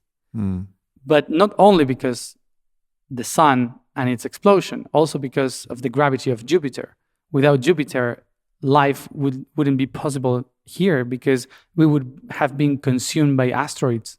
Right. So it's because of Jupiter that we survive. And all that system is the one that was created by the darkness, because it was destruction, division, and turning matter that was shining into rocks that doesn't shine. Right. And you're just using our galaxy as an example of the whole universe. Yeah. Right? Yeah. Mm-hmm. So, okay. Yeah, no, so when I say seventh dimension, imagine that the seventh dimension is like the sun, like this bright being that is completely shining and fully aware of the divinity that it is, and that within itself has the power, the light, the life, everything inside. But some part of it says, how can I be all this if I cannot experience all this? So a part of yourself decides to open your eyes and say, I will leave what I have within. And that's the explosion. I will get lost so I can find myself. in a way. Creation of the sixth dimension. So it divides the power, the light, everything in different messages, frequencies that we call archangels. The archangels become the architects of reality, creating awareness, the fifth dimension, awareness of what it is, that everything is eternal and that you can mold eternity into different pieces, which brings us to the third dimension, the pieces of time, past, present, future, pieces of space, wide, high, depth. And all that, the only way to create is by duality, second dimension. So you need polarity in order to move time and space. Because if they don't spin, they don't create life. They need movement, love. So this movement will create that. So second dimension is the movement of polarity, which brings us all to the first dimension, which is the unity experiencing itself. But the only way to arrive to the third dimension is through the ninth dimension, which is God, is the one that is not only in the center, is holding everything and understanding everything. It's like you with your body being fully aware of the work of every one of your organs, of every one of your cells, of how your DNA works. Is like if you become fully aware of everything that makes you be who you are. That's the ninth dimension, or God. What's the I mean, I have a lot of, we're going to have to dive in here because I don't fully understand it entirely. So first, I mean, one question I have is, what is, it seems like the first and the ninth dimension are very similar, just a different expression of the same singular being or God, right? So what is the fundamental difference? The way that I've intuitively understood it is like the ninth dimension felt like the yin aspect of God, like the void, all possibilities, all things, but nothing in form. And then the first dimension was like the word, like the yang expression of like the energy of it expressed. But I don't know if I'm understanding it correctly. Well, it's like a circle. So 1 and 9, they touch each other, like if they are the same. So 1 is like the core, is like the center that cannot see everything, but can feel everything. Is within. The 1 is within, is the one that says, I don't understand, and I don't even care to understand. So like the 1 would be the Atman, the part of us that's the divinity within. Yeah, it's the one that says, I am. I am. And what is this? I am. What is that there? I am. The unity, the first dimension says, I am. Is the only thing that understands. I am. It's like Groot from... so that's the way. So the first dimension is like that. It's I am all the time. Yeah. Goes to the center. And the ninth dimension is the one that knows I am, but can see what I am. I am this organ, I am this organ. This organ is connected to this organ. This time and this line time is this and that. And it can understand the whole. The unity, the first dimension, doesn't care. It's like a kid that says, yes, I am. I feel it. It's like the person that says, I can feel what you say, but I can't get any word what you're saying. You know? So the ninth dimension understands every word, why you are saying that, everything. And like the first dimension is a Pisces, and the ninth dimension is a Capricorn. Yeah. It's like something like this. So no, I get it. It's almost like the first dimension is I know who I am. And then the ninth dimension is I know what I am, which is all of the different expressions, all of the different understandings, the way it all works. Everything. Exactly. So they touch each other because they are almost the same. So, but one is fully aware of everything that it is, and the other one just it is. Yeah. So in between that idea is how everything emerges. So everything emerges from the first dimension, of course, because I am. So this I am has a dream. And the dream of the I am is in the 8th dimension, which is everything is possible. Everything is there. Mm-hmm. So many things. Mm-hmm. So that's the dream, the great dream where all the timelines, everything could exist there. So the I am in the first dimension, when it sees the dream of the 8th dimension that everything is possible, goes to the 7th dimension. So it goes from 1st to 8th and then down to 7th. Because it's all the same. It's not like linear. Right. Yeah. So we can explain it from the first going to the second or the first going to the 8th. Yeah, no, I like this. Yeah. That makes sense. So it has the dream of, whoa, opens its eyes in a way, like you said, and says, this is all of the possibilities that I am can be expressed. Every possibility on every timeline. Yeah, the easy image is like you have one dot, which is the I am, and then it creates the infinite, which is the 8. So you see the 8, symbol, you see how from the 1 you can go to the 8th dimension. So it's like infinite. Everything is there. Everything is possible. 8th dimension. So then you say, oh, I am this dream. I can feel that dream, that everything is possible. And you become the 7th dimension. 7th dimension is when you not only perceive and see, but you feel. You feel what you are able to be in the 7th dimension. That's why is the dimension of enlightenment, is where you irradiate everything that you are. You say, wow, I feel it. I know that I can do something with this. Is this, you used the word seraphims. Is this the realm of the seraphims? Exactly, yeah. Mm-hmm. Yeah. And so explain, now this is the part that I wanted to get back to, because I still don't exactly understand how religion has twisted the understanding of Satan as a seraphim, I guess, right? Yeah. The fallen angel, he's called. Yeah. The seraphim. And like what that purpose was, and whether there's other seraphims that are of significance that did different things besides what Lucifer or Satan did in the 7th. Well, that will take us to religion. Yeah, but so, just like understand. I know religion. Has its own thing. I will reach there when we are in the 3rd dimension. Yeah. So from the first one you go to the 8th. The 8th says, "Oh, this is what I can be." 7th dimension. Oh, I feel it. I am that. Wow, incredible. But what can I do with this? 6th dimension. Oh, I can create. I can do stuff. And when you do stuff, you learn. So you become aware of what you've done. 5th dimension is like, oh, now I get it. I understand everything.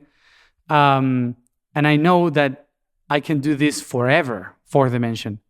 I can change and create these things and these shapes forever. But where can I experience? Because I'm not experiencing what I can create. So 3rd dimension. The 3rd dimension is, okay, I will get inside the system that I create. I will become that in order to exist.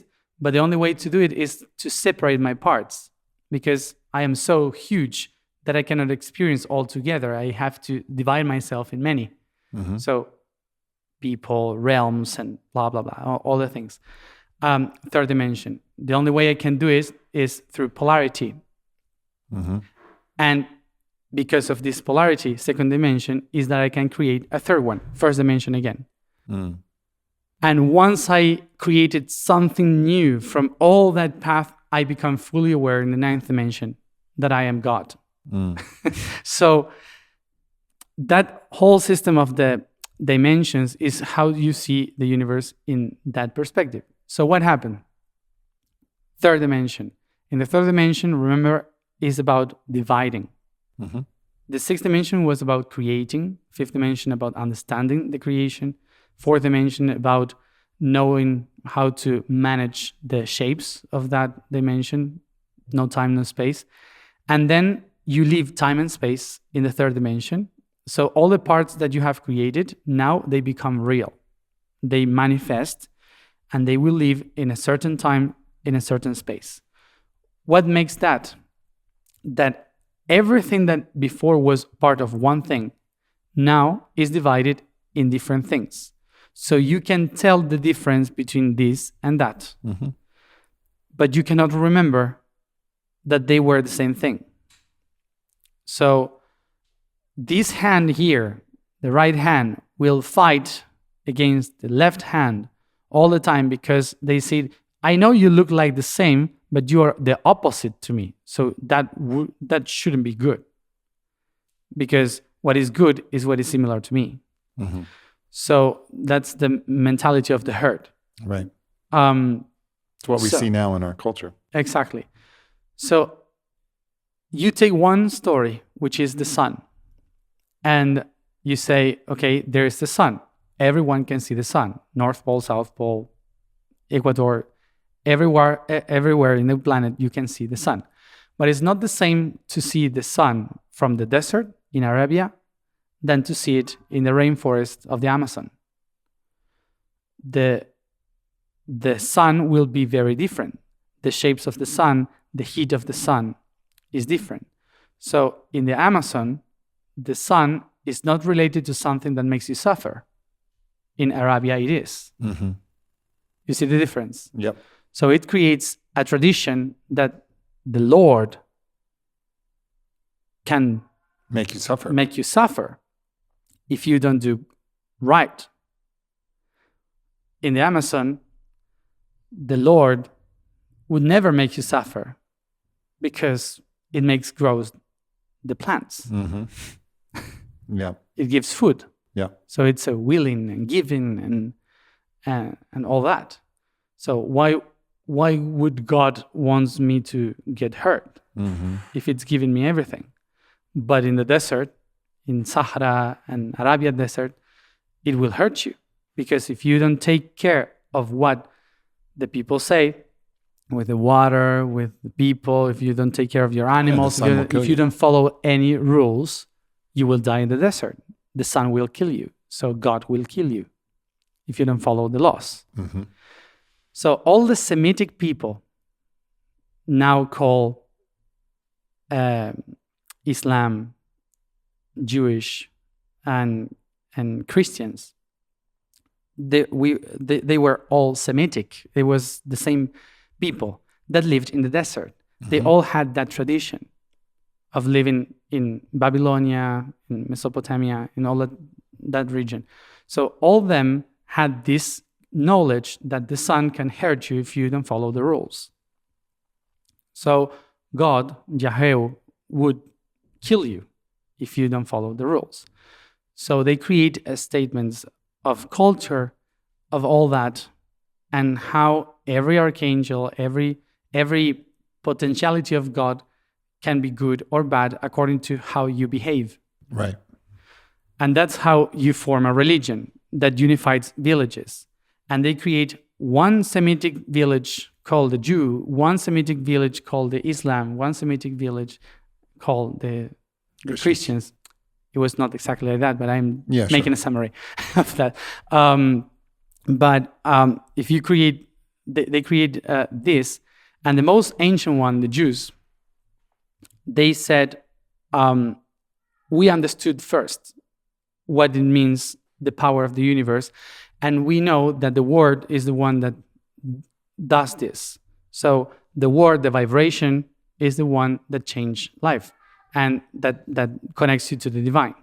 So they use the Kabbalah, the word, the letters, to work with the powers of God, so the archangels. The other ones, Islam, said, no, God doesn't have any word. God is geometry. So the only way you can understand God is through mathematics and geometry. Which is why you see in the mosques such beautiful fractal so geometry. No words, no images of anyone, because for them, the powers of God are geometry. Mm-hmm. For the Islam, it's not an archangel as a person, is a concept of a divine. And then we have the Christians, which is a different story that came from not Islam, that came from the Semitic people. Mm-hmm. They took the information from all the different villages, mainly from the Jews. They took all the ancient traditions, but without the deeper understanding and meaning of what they really came from. So they took the ideas of this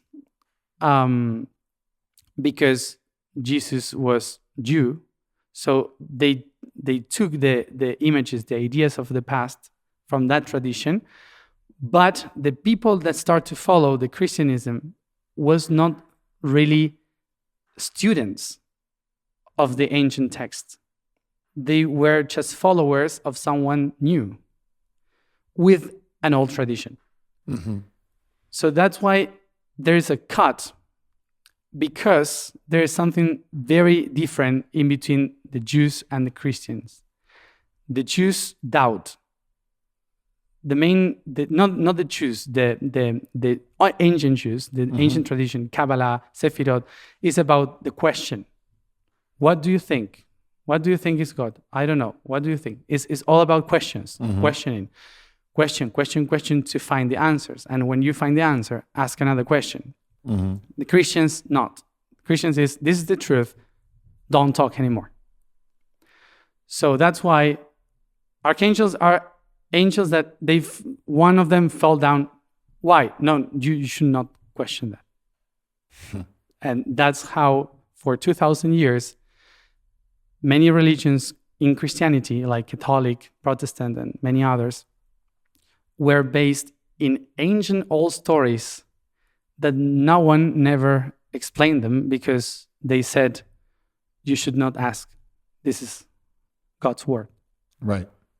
And now here I am, blasphemer as I am, asking. Sorry, I was not raised as a Christian. Asking the question of okay, all right. So we have this story that Lucifer, the fallen angel, is all things that are evil, and is the one to be resisted and is only evil. But you started telling a story that no, this is a seraphim from the seventh dimension that actually enabled creation. Yeah. So it's a very it's a thing. flip. So, but I just want to go through that one more time. Yeah, Maybe sure. it's because my mind is so conditioned by the world that we live in. It happened, yeah. That like it was like, whoa. I didn't. So explain that again. What happened in the seventh dimension, and what this being, that they call Satan or Lucifer, what that being actually did, and then why was it that the stories of the Christians made that thing evil? Mm-hmm. Well, it's like,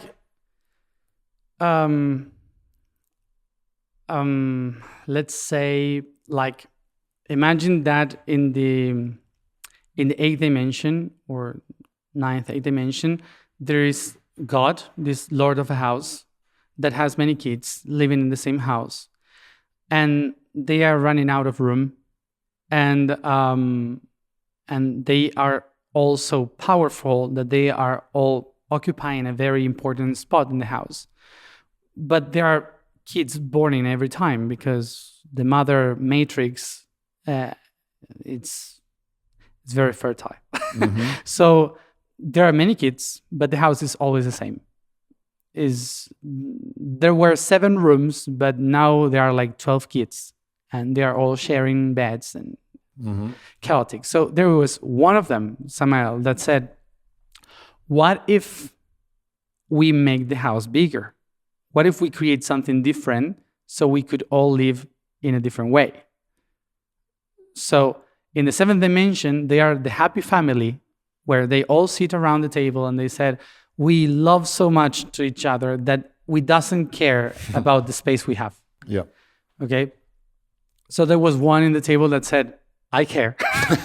I care about because I need my space. I have too much power inside, and I'm sharing this space with people that is not allowing me to grow. So God said, okay, what would you do? And he said, well, I would get rid of that wall. I would throw that away. If you give me a hammer, I will destroy it. I don't care. And I will create another room. So he created another room. But the other says, I want another one. I want my own room. So he started to break all the walls to make the house bigger. And then they had kids and family. So they had to do the same thing, breaking the walls, creating more, blah, blah, blah, blah. So the family grew and the universe grew, of course, into fractal, tiny fractals. So in a way, that being that was the one who ultimately led to polarity, right? Because polarity was necessary to create all of it took the unity of the happy family and brought it all the way into the fractal, perspectives that we see now and all of the world that we have now, but it created polarity. And so maybe is that why it was attributed with evil? Because it took the one unified family of the divine and broke it into and divided the family. And now there's the possibility of evil because of the possibility of dividing more families. But what people doesn't realize is that there are more families because of that. Yeah. But it makes sense. It makes sense to me now. It's because you take something that was just this pure, like you said, I love your metaphor, like one family unified completely, but it was stable. It was kind of stuck. And then it just goes, boom, no, we're going to have everything. But as part of everything, there's going to be bad shit too. Because that's the necessity. Well, imagine for everything. If we take the story of Adam and Eve, you have Adam and Eve only, and they are happy forever. Boring.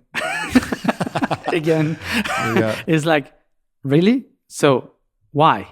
So it had to happen something to make them know that there is another way, that there are many more possibilities of creating new kids, new families, just as an example. But what happened, I don't know if it happens to you, but usually you grow in your life when you have a crisis, of course. When something breaks, when something falls apart and you realize, oh, it was not that. It was because of that break, that broken relations, that now I have the opportunity to live something different, something transcendental. And maybe you are living this happy life now because you had many breaks before. Of course. So every crisis is an opportunity, they say in China, isn't it? Well, that's how the universe is. The crisis of the fallen angel was the one that allowed the universe to create what we enjoy now. There are many stories like this in history, like horrible things that happened that made possible to something greater, like something amazing. And for example, if Europe wouldn't have fight to each other for new lands, we wouldn't be here talking to each other. If there was not that competition between Spain and England, we wouldn't have all the Americas connected with just 2 languages. Yeah. And some people will say that's good and some people will say that's bad. Exactly. Yeah. Yes. I used to see the bright side of everything because I am here because of that. Yeah. I am here because in all the things that happened were horrible, of course. But what we have now, that we are all much more connected in information, in technology, it was because of that stupid competition they had in Europe a few hundred years ago. So all these horrible things, like the Second World War, everyone is, it was terrible. But that allowed the European Union. If it wouldn't be because of that, we wouldn't have the EU. It's part of this growth process. Exactly. Like horror and death and destruction and then new creation. And this is just the way. Israel wouldn't exist because of that. Yeah. But it all makes sense because you can look at the dark side of it and say, yeah, fucking Satan's work, and certainly you could look at World War II and be like, yeah, there's the devil in that work. and you can feel the evil of that. But then you can also see like, well, then there's the result of the creation that's happened and in these other things. It's all entangled, and it's very, all very it's just.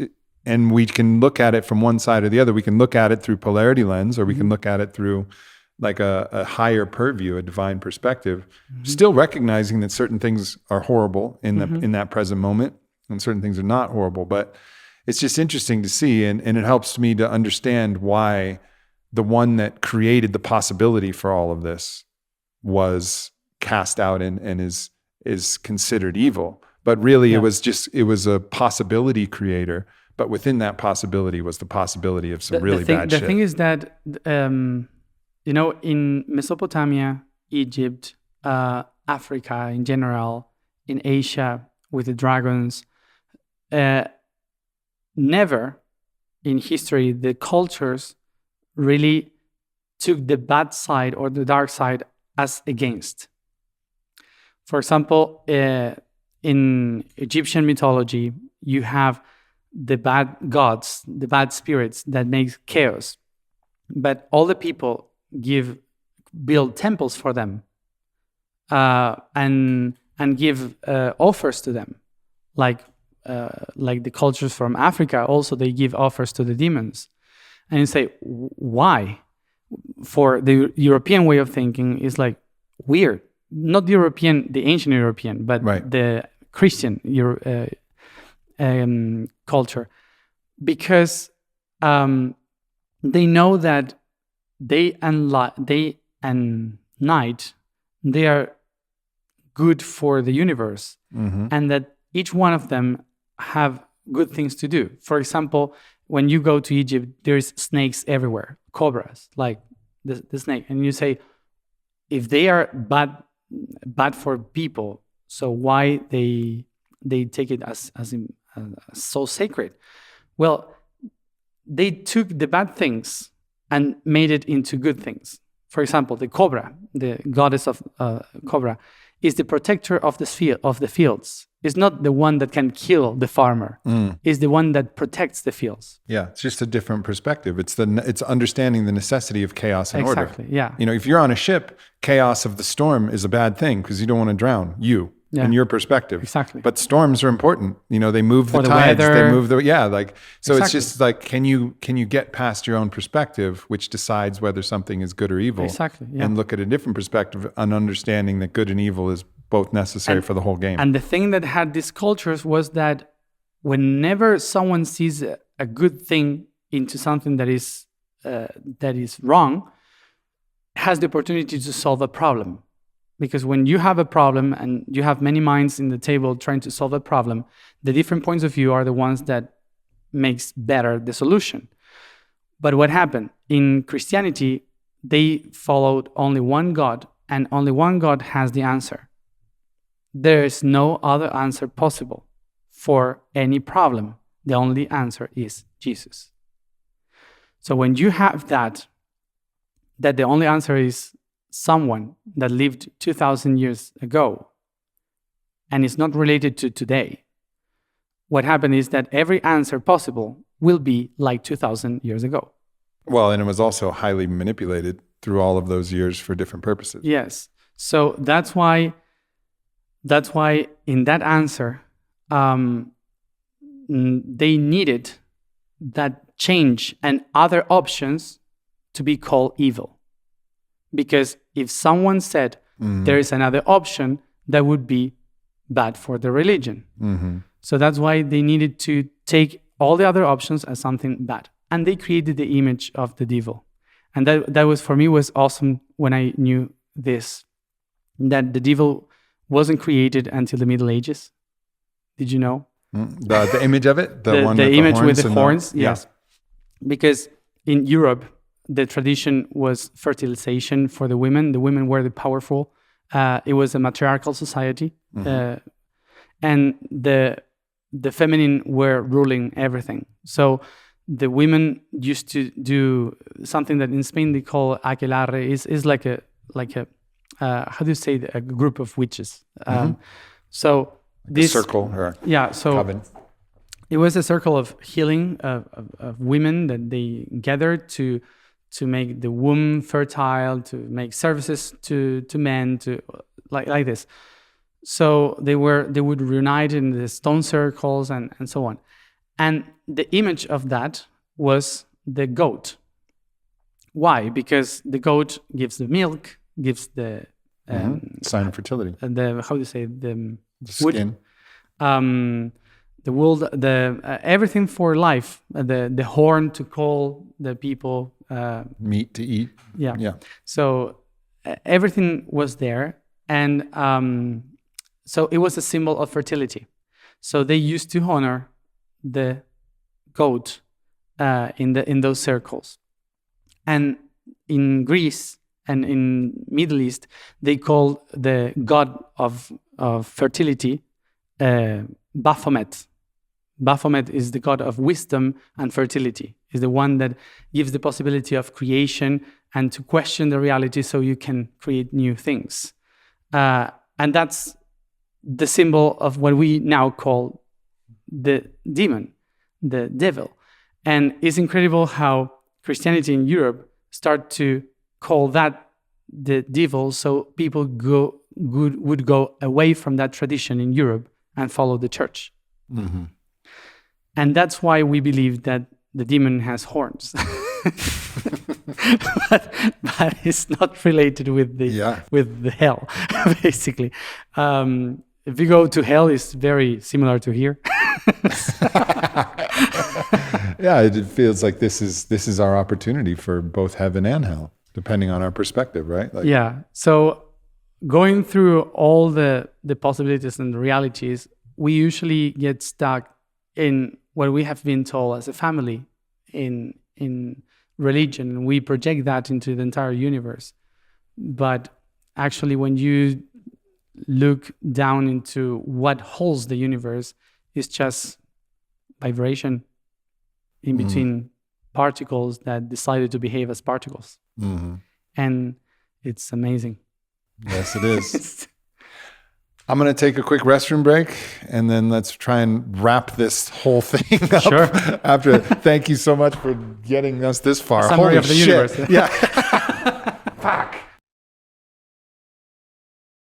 All right. Well, that was a mind-blowing exploration of the universe. And what I really want to dive into are some of the practical ways that we can access some of this information that comes from us expressed through this 9-dimensional reality. And obviously I've mentioned, one of the tools that I've used has been plant medicines. And in the break, I asked you if you'd had any experiences, and you said that you got some pretty specific instructions that you needed to do some ayahuasca. Yeah. I was doing a project in 2015, I guess, or 2014, and I was so on that project that was very earthy, and it was not supposed to be that way. I had to be much more in my own things connected, but I lost the connection because I was trying to control many things from this reality. And I got lost. Everything was going wrong. Everything was. So it's very much about financial and production and all of the different, normal mundane things that. I wanted to do a documentary about some stuff and work for things related to education and society and so on. Mm-hmm. And my guides from the fifth dimension used to say, "It's not your time. It's not now. It's now you have to do another thing." And I said, "No, but I want to do this." And I said, "Yes, you will, but not now." And so this discussion, teamwork, and there was one day that I was really, really lost, and they said, "Look, the only way you can reconnect to us in a better way is using a tool from the world you are so attached to now, which is a plant." And they mentioned ayahuasca, and I said, no way. I don't want to do that. I was always not against, but myself. I was afraid of losing control. Sure. Yeah. Yeah, because you had a lot going on in your mind already. Yeah, and I explain these things. I work doing this kind of pedagogical, trying explanations of the universe. But my real job is to be a portal. So whenever I go, I sometimes things happen that goes through me, and if I lose the control, I don't know what is going through me. So I thought that with that things, I would lost the control and things would be heavy for the people around. And so I said, no, I don't want this. And so when I came back to, I was in the States, and then I came back to Argentina, and I said, I just have to say, I can't bear it any longer. There's never a podcast in history where someone would say, my real job is a portal, and I wouldn't stop the whole podcast immediately.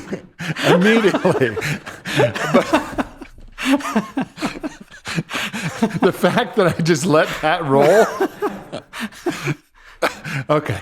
well, I'll take. I just got to take a couple it as breaths. normal. Yeah, I got to let it take go. a couple breaths here and just Let it go. Okay, let it go. Carry on with your story, Matías. We'll let that one pass for now. I don't- Yeah. That's why it's difficult to get a visa. For me. Occupation. Yeah. Portal. Yeah. Like, come on, bro. Yeah, I had to do that. I have a story with that.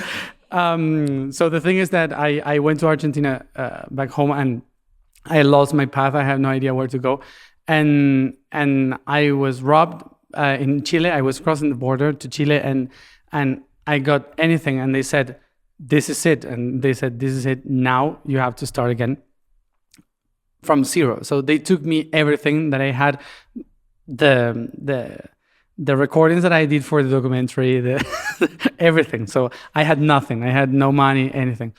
So I said, Let me ask go. a quick question, because it seems like your guides are guiding you to this situation. It seemed like your guides had something to do with you getting robbed, even in the way that you're telling the they story, did. right? They Which forced means it. that your guides are influencing, and I believe this, so I don't think that because I feel like there's forces that are acting in coherence with other beings and other things. Like the reason, like how myself and Vailana, my wife, met. There was a lot of things that had to happen. Yeah. Like we got a lot of help When you pay attention, to find the way. And so in this instance, you're kind of confirming this inherent belief. Like it's just so implausible that these connections would have made this connection, and I would have met her at Burning Man at this time. And many, I can give countless examples of these strange occurrences. But it seems like in this occurrence, there was, even for a thief, there was some subtle influence where they were like, oh, this guy, let's rob this guy. They didn't understand that was coming from a benevolent force from you that was telling them to do something that they were going to do, which, well, they probably got your stuff, which is good for them. The people that is not guided by their own self, that they are lost in the unconscious, which is not bad. It's not a bad thing to be unconscious, but the people that usually live in unconscious are really easier to modify, to say, you go do that. It's like, because they have less choice. Less choices. So when you become aware, it's more difficult. So that's why you see so many signals, because they are trying to move all around, because they cannot move you. So it's like you. They were trying to tell you to do something all the time, and you're like, no, I'm not. Yes, I always disagree. But the thief, they were like, go steal his stuff, and they're like, Okay, we will steal his stuff. I will steal this stuff. Yes, it's I easier. understand. Yeah. So I ended up there in Chile making the ceremony, and I was really worried. But when I had the ayahuasca in my hands, I said, okay, I talked to the plant, and I said, I will let you get inside my very last cell. So won't go against you anywhere. And when it went inside, suddenly there was this voice of an old lady that said, there's two ways to do this. One from your belly down, and the other one from your belly up. And it was like, ayahuasca tells me We're going to do it both ways at the same Both time. ways. Yeah. Now, and we will mix it. That's but okay. You know, you got a So choice that I don't usually I get. said from the belly up, and I said, and she says, okay. And suddenly I stopped feeling from my belly down. I have no feelings at all. Like if there was no legs, no genitals, nothing, no intestines, nothing. And I start to go everywhere. And I've been like 9 hours talking to different aspects of myself, going deeper and deeper and deeper until I got to the point where I got like a seed of a crystal seed, and it took me into a position of meditation that I stood there like for hours.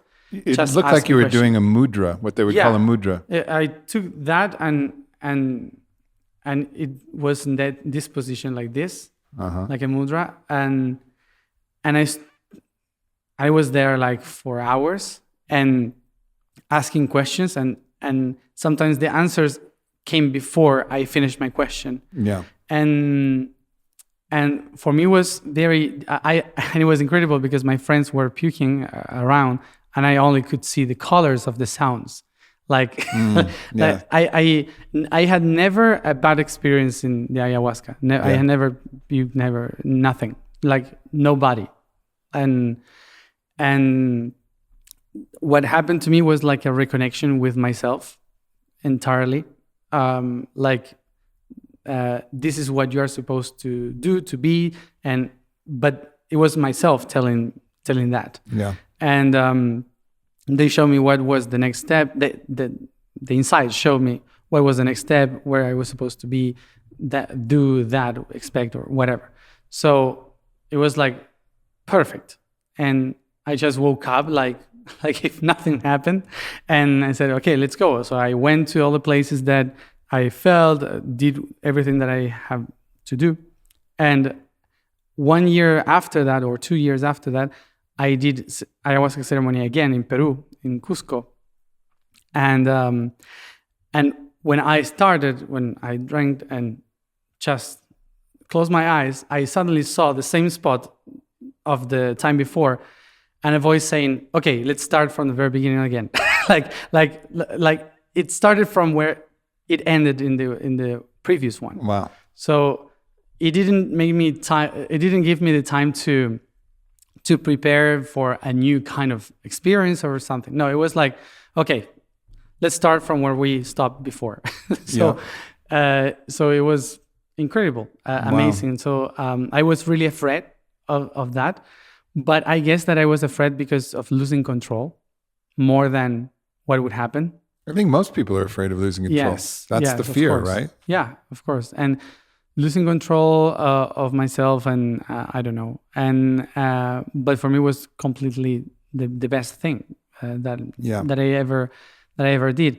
Of course, I wouldn't recommend to do this as the first step to give when you are trying to start a path of awakening, because I guess that you have to be in touch with what is the spirit of the plant. What's your intention? What is the intention? It's not like go to Disneyland.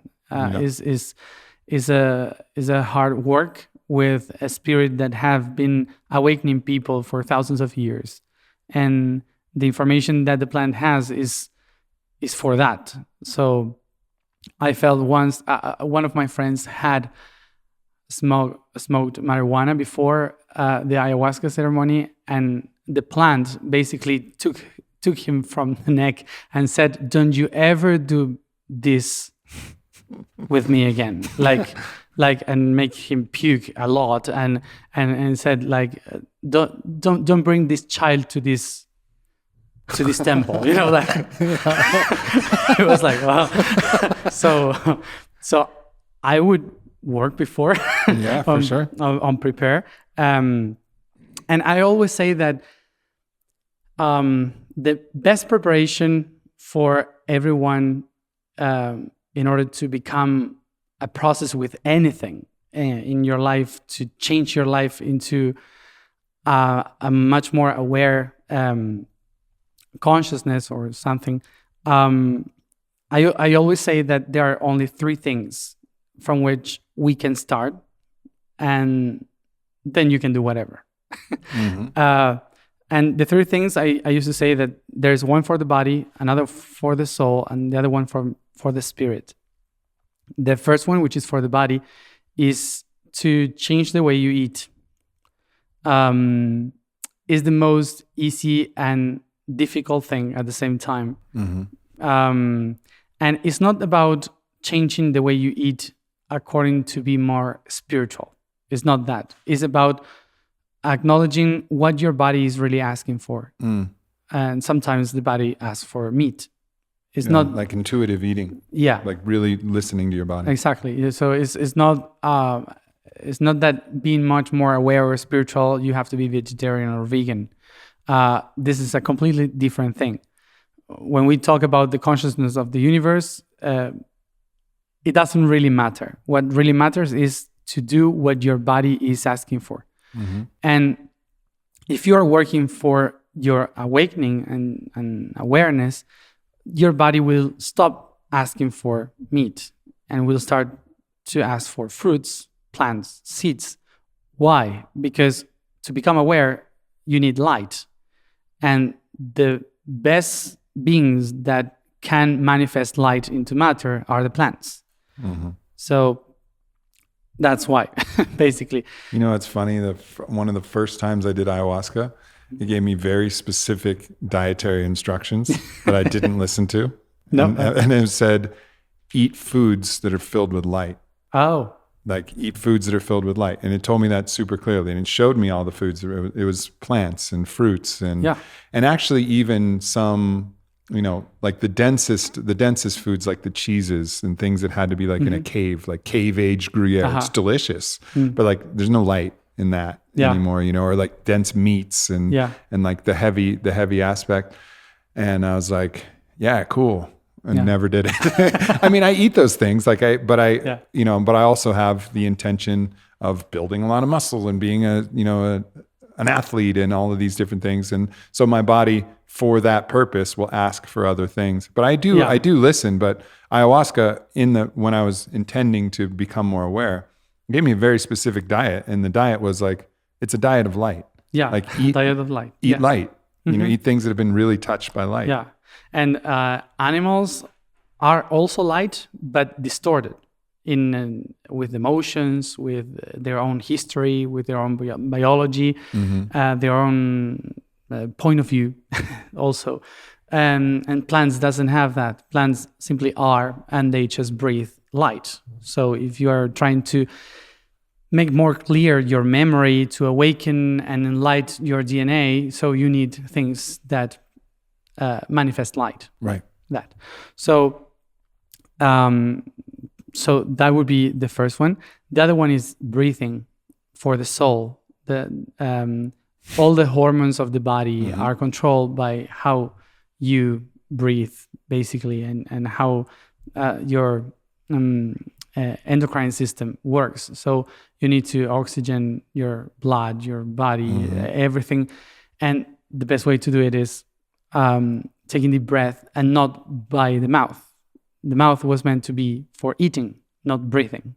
And breathing is only through the nose, in and out from the nose, and very deep from below, from the lower part of the lungs, not from like this, but belly breathing, not chest breathing. Belly breathing. Yeah. So that would calm the hormones, that would calm the emotions. So organize the information of the soul.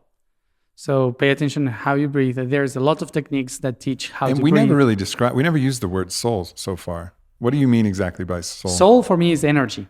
Okay. Yeah. Soul, I don't know from where the word soul comes in English, but in Spanish is alma, which is anima. And it comes from the Latin animated, animal. So the things that move. Yeah, the animus. Yeah. Yeah. So the things that move. So is the energy that moves you. That's the soul, basically. And breathing I love to say that, well, in Spanish it has more sense, but because breathe is another etymology. But in Latin, to breathe, you may say spirare, spira. And that's the origin of the word spirit. So what is a spirit? A spirit is someone that breathes properly. So a spiritual person is the one that knows how to breathe. That's what it means. So it's not about beings in the universe or whatever. A spiritual person is the one that knows how to breathe. And that connects with the entire universe. So that's the second one. Pay attention to how you breathe to order your chakras, to order your energy, everything. And the third one, which is for the spiritual realm, the higher self, is to laugh more. Laughter is a key of high vibration. So when you laugh, the vibration goes higher. So anything that is down, you cannot feel it. So if you want to feel better in your life, you have to laugh more about the bad things and to be in a higher resonance all the time. So eat better, breathe better, and laugh more. Yeah. And if you've spent your whole life not doing those things very well, then go maybe have some ayahuasca. It'll help you out. It will help you for sure. You'll start to clear out some of the problems. That would be the crisis. that would be the crisis wave. Yeah. Which reveals why I've had to do it so much, because probably I've done none of those things that well. But it makes absolute perfect sense. And all of these plant medicines in the Quechua word and the great maestro that I'm working with, Maestro Orlando Chuandama, he's from the Quechua tradition. They have a word called, it's chakaruna, which means bridge. And these medicines are bridges to these other aspects of ourself or other aspects of consciousness. And that's what they understand them as. That's what ayahuasca is. It's a bridge that brings you to something else. I just have to ask, in any of your past lives, were there plant medicine sacraments, like in Chem? Yes, of course. Was there plant medicines that people were doing then? Yes, of course. What was it like? Not ayahuasca, of course, because it was Africa. Yes. But I don't know how it's say in English. Amapola. I don't know the word in English. Whatever. Use the Chem word. It's a red flower. It grows in Middle East and Europe. I don't know. That also other plants from Ethiopia today. I don't know the names of them, but they were used in like many ceremonies. Yeah. Yeah. And what was it used for? What was the purpose? It was all to some of them was to clean the body, to clean up the whole body, and other one for connection completely with your higher self. In every temple in along the Nile, we had to work for a connection with a specific part of our body. So for each one, there was a plant, a flower, or something like that worked specifically with certain emotion or certain things.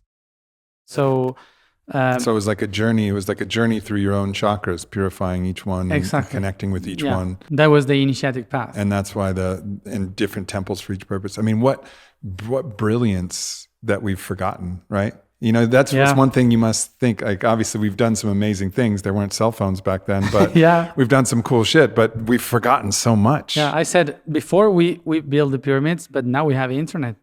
Yeah. So and this is a whole other thing that maybe hopefully, as I said, I'll make the snacks really good, and you'll like hanging out with me, and we'll do a lot of these podcasts because there's a whole lot of corollary between what you've learned about Atlantis and the fall of that civilization and where we are now, how they used different structures to create communication globally, and how their hunger for power created and all of these different corollaries to what we're experiencing now. We've just done it in a different way. But that's for another time. show and But another time. about this, it's important to know also, because sometimes we compare if what we have now is not that good as what we had in that time. It's important to remember that 12,000 years ago, they also took a lot of time until they figure out how to build a pyramid or how to do what they were doing. They also were lost trying to figure out, and they had tools to do great things, as we have tools to do great things, and we are still trying to figure out what are those great things. So, but it's a complete different story, because now we are entering the age of Aquarius. Since 100 years ago, we are in the transition to Aquarius, which is technology, innovation. So technology like this is the key for this new time. We are not going to build pyramids, because this is not for the next 2,000 years. Maybe it will take 10,000 years to rebuild pyramids again, because it is more aligned with the purpose of that age. But for this age, our sacred matrix is called internet, and we need to learn how to use it. That's inspiring, actually, to just think like, all right, we got these tools. These are our tools for now. We can still use some of those old tools. Like, you know, I'm probably trying to figure out what flowers you're talking about. And, opium. Yeah. That's the name. Yeah. So, well, that one is familiar, of course. But, you know, ultimately, like finding out all of the different ways so that, we can use this technology of communication. That's what we're doing right now. We're doing a podcast. We're reaching people. This is going to go through a bunch of different machines and go through different cables and get beamed out, and, you know, thousands of people. 2,000 years ago, this conversation would be for maybe 10 people. Exactly. Now it's so for thousands. There's advantages to all of these things. Is there any, you gave some very practical, is there any practical advice? And I guess maybe as a teaser for something else, or if there's something that comes to mind, in all of your experiences, there must have been some very magical things that happened with sound, with frequency, with people's ability to use aspects of themselves, of what they were capable of, to do sexual energy, perhaps, like to use things. Are there resources that we collectively are dramatically underestimating, you know, that we have internally? And maybe that's, you know, any of those things that I mentioned, like sound, or our ability to, you know, harness sexual energy, things that you knew from your other existences that you're like, you know, pay attention to this, because there's a lot of potential with these resources that we're not really utilizing. I don't know exactly. I guess that what you're saying is about some things that we take for granted, or things that we take for granted, things that you saw in the temples that were like amazing. Like I experienced, or I knew that people could sing in this tone, in this resonance, with this intention, and create this powerful effect. Or people could utilize their sexual energy in the process of creation and create things that would manifest, right? Things that we say, okay, we have sex and we sing, but we don't understand that if we use sound or we use sexuality, and these are just two ideas, but let's stick with those. Oh, yes. Of course, the power that we have inside, the ability to create, to manifest. As I said, the pyramids were built with people that were working, but also singing. Without the specific sounds and singing, there wouldn't be pyramids today. The power that we can awake in certain frequencies move stones. But in order to do that, the person that moves them should be very aligned with itself in every cell, like completely, like in a very deep connection with itself. That's why we're the higher priest in that time that we're doing the architectural works. We work like a battery. So everything that we do normally in our life, like eating, like having sex, like talking, are so powerful that we are still like kids trying to play with something that is really important. Talking is something that is unique in our existence, and it's the way in which you can create by frequency, by resonance. The universe creates everything through vibration. So we have the ability to create with this. And sometimes it's really amazing how a lot of people gets all the information that I am saying, even if they don't understand a word that I am saying. Because maybe it's another culture or whatever. And they capture the information beyond the words or the language, just because vibration. So the power that we have inside is infinite. It's just that we are playing with it right now. We are just trying to figure out how to use it properly. So I would say, as a practical thing, that in order to awaken that potential, we should not try to imitate others' potential. So like not try to imitate what they did in the past, but create our own or way. what others are doing. For example, myself trying to do what you do. Right. You know, there are some people that told me, I want to remember like you remember.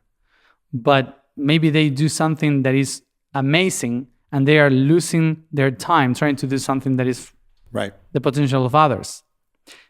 So I encourage everyone to always look into what they love the most to do.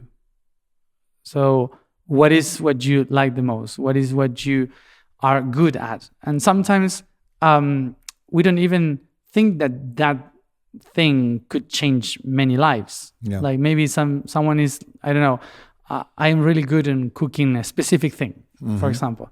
And maybe that specific thing is what a whole country in other continent needs. And you are just losing time saying that it doesn't work. Yeah. But it's just because you didn't open your mind to see where your potential is needed. Beautiful reminder. It's very enticing though to think like, you know, someone like my wife, Ilana, you know, who's an amazing singer.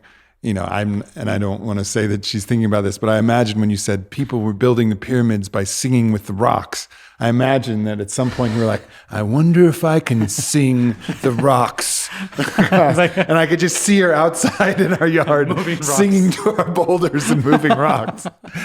But it would take much more than singing. But it's such good advice. Like listen to what you're drawn to and listen. And yes, there was amazing things that happened, you know, in the past and our possibilities but I guess the big message is our possibilities are incredible and vast, and things that we think are impossible are actually possible. But follow your love, your passion, your genius, you know, what you're really drawn to, and just open your mind to the possibility of what you can create. And a reminder also for myself is that there's no rush. Because when you rush to go to the future, you reach the fourth dimension, which is eternity. So you will be always doing the same. So there's no rush, because the universe is not about heading to somewhere. It's about moving on. And there's no place to go, no place from where we came from.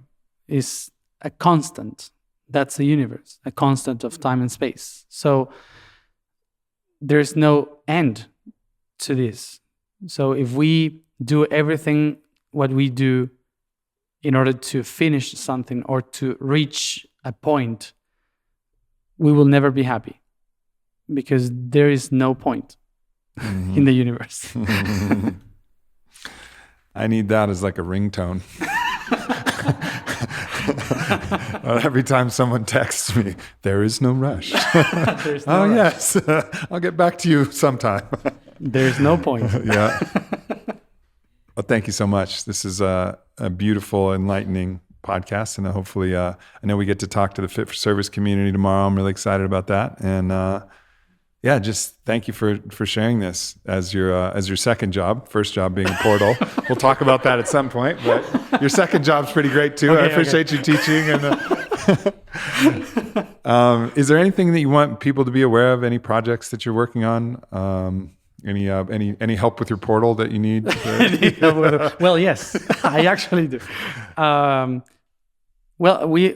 have been since from 2020 and 2021. I've been 365 days every day going to the pyramid, to the Great Pyramid of Egypt. I was living there, and I was doing explanations every day. You can see it in YouTube. They are free. They are there every day. I did, but you have to be patient because I translate myself every sentence into Spanish and English. So that was the only way I could do it in that moment. So I explained every day different topic that I was downloading in the pyramid regarding the I am. What is the I am? And this is a project that started in February 2nd, 2020, and will end in February 22nd, 2022. So we are. I finished one stage, which was going every day for 1 year, doing these explanations and channelings in the pyramid and so on. Now, this is what we call the Path of the Dragon, traveling to certain places to connect with specific dots of the planet. That will be until January 2022. And in 2020, and in February 2022, we do a big gathering in Giza, in Egypt. Mm-hmm. We expect more than 2,000 people. And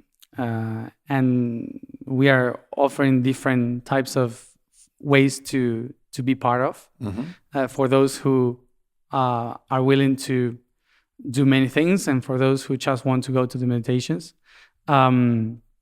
So it will be a 4-day event. Cool. In Giza. Cool. So you can look for that in internet. The website is Yo Soy. It's I am in Spanish. Yo Soy 2022.org. YoSoy2022.org. Yeah. Cool. And of course, I found out about you on the initiation show on Gaia. And, it's probably lots of other places. Thank you, brother. I appreciate you. Thank you. Yeah. And thank you, everybody, for listening. Much love. Goodbye. Thanks for tuning into this video. Make sure you hit subscribe. Follow me at Aubrey Marcus. Check out the Aubrey Marcus podcast, available everywhere. And leave a comment. Let me know if this video resonated or what else you would like to hear from me in the future. Thank you so much.